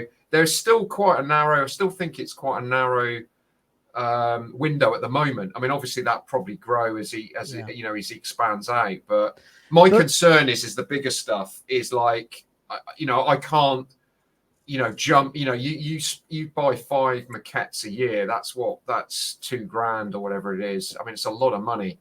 You know, and there are other pieces. You know, everybody wants some of his bigger stuff as well. You know, the Wampa is a massive. Investment for me personally. You know, it's not something I can just buy. I've got to save for it and pay it off. Of course. Well, so before we get off here and we're done, because we've been going on for a while. So, before we get off, I do want to ask, what do you guys think? Because I don't know, I don't think Jason knows. What do you think he might come out with for the Return of the Jedi replica? Yes.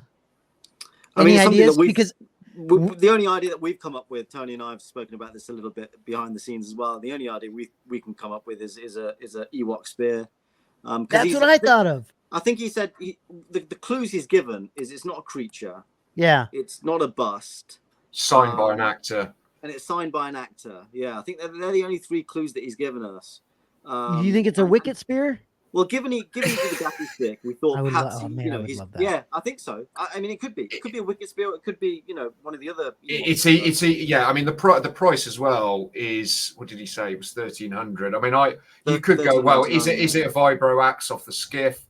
I mean, that would be huge. That would be huge. Or is it is it something that popped up on, I don't know, a Manaman's toe or something that we saw for like 5 seconds? Right. You know, look, it could be. It could be something that's lying around on the barge that we don't know about. I mean, we're guessing. I mean, the thing is, if he does do an Ewok spear, for me, it's a precursor, hopefully, for Yes. a wicket bust. Please, God. I mean, come on, Tom. Well, the Tuscan bust and the Gaffy Stick were releases that were relatively close together, but they didn't release at the same time. So yeah, maybe it's a precursor to, like you say, to an Ewok bust, which a lot of people have been asking for. Dear God, I hope that. I bet we're completely wrong because I bet we completely. Yeah, probably. But we were talking, like Jason. The chain that Leia kills Jabba with. Yeah, but for $1,300, that's crazy. What's that, gold plated? I know, right? But that's the thing. You have to think about it. If it's at that price, it can't be like a maquette type of thing. No, that's too much money, or unless it's like maybe the size of the Rancor. Well, the maquettes aren't prop replicas, right? I mean, the only thing that was right that falls into the maquette line with like the holochess pieces, they were prop replicas rather than maquettes. So, but I can't think of anything along the same lines from Return of the Jedi. So yeah, I still think it's something Ewok related, because I mean, Return of the Jedi, as far as different locations are concerned, you've only really got Jabba's palace, or you got Endor, or you got the space Endor. battle is EFX's territory, right? Because that's spaceship. So just on Christian's comment there, I did say to Palm afterwards, Rob and Tom sidestepped that. They answered the first bit and the last bit, but they sidestepped the middle bit, and I'm just that's why I was wondering whether it is sort of Ewok related. Man, I would love that, dude. Well, I think PJ asked him because PJ I think did a show with Tom a week or so ago, and I think PJ asked him outright, is it a wicket bit? Yeah, he went a bit coy, didn't he? But he did hesitate. So yeah, he hesitated. Well, and this is what Jason and I were talking about earlier too. Could it possibly be a bunker bomb? Could be. Now the hard part is we have a really good bunker bomb. Yeah. Right? The Wanawanga one is fantastic. Yeah. So I mean, maybe it could be. It could be. But if it was an actor signing it, who would sign? It's a good question. The signature for the bunker bomb. A prop builder, maybe. But he said it was an actor. Oh, it's an actor. That's a tough one then. I didn't even think of that, man. Dickie Beer or something. The guy that says "you rebel scum." Yeah, exactly. Was that Ben Burt, or was that somebody else who said rebels? It was the guy hiding in the trees that George meant to be Rex later on down the line. I don't know if anybody gets that joke. The old man. Yeah. I don't know. Yeah, be interesting. That's a good one though. Yeah. It's a good show. I really, really would love. I'd love to see Regal Robots start making some Ewok stuff. I freaking would love that shit. Well, I think they will. Because he's done it. It's because he's done it before. He did that. Was it a charity thing he did? I mean, he's restored. He's definitely restored some of the screen. Which, by the way, Tony, that auction coming up with the Ewok thing, that's not that crazy. No. It's like some of that Ewok stuff's not that high price. It's pretty nuts. Oh wow. Yeah, but he's done a lot of that original, like he has doesn't he have like different Ewok parts like that he actually has from the I think so. Geez, dude. He does. Yeah. Make some stuff off of that. He restored. I think he restored a couple of the Ugnaughts as well. I mean that is one. I mean there are two. I mean these are completely left field. I'd love it if he did a Wolfman from the Cantina, but yeah. I don't think he's got access to the. I don't know whether he's got access to Rick Baker's mask or I don't know. But the other one would be like an Ugnaught. I would go with that. I mean, it'd be the ugliest thing. It would be disgusting, but it would be so cool. It just would be cool, but. That's fantastic. These could all come down. You know, they're in his wheelhouse, aren't they? Anyone could do it. It would be Regal Robots. Oh, there's no doubt. There's no doubt they can do it. They like money too, so that's they'll probably make it at some point. It won't be cheap. It won't be cheap. He likes maquettes. He likes maquettes. We know that. Dude, I get terrified sometimes thinking about if Regal Robot comes out with a Wicket Bust or something, like what that would cost. That would be. I don't even want to think about it. It's the hair. Yeah, the hair work on that alone. Yeah. Mind you, I thought the Wampa was.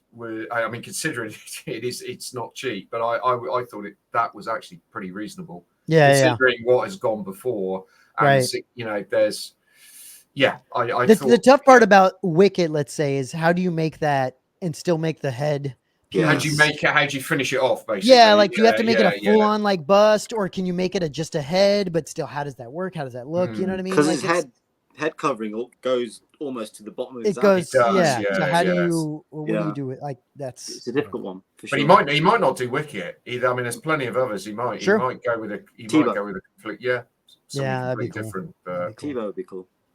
He's the black one, right? All I'm saying is Warwick signing, isn't he? So what I'm sure we could get a Warwick signature on that. Be cool. Yeah, cool. You'd think so. All right, guys. Well, thank you guys for hanging out. I know it was a long stream, but I really appreciate all you guys and appreciate everyone in the chat. That was a lot of fun. Jason, thanks for jumping. I know it's tough for everyone to get on today. So, but yeah, guys, really appreciate it. We'll do it again. We'll figure out when, and we'll make it happen again. And it was nice because there's a lot of stuff talked about. So that was great. All right, guys. Thank you. Always good. Thanks, guys. Cheers, everyone. Bye. Hold on. I got to do this thing. There we go.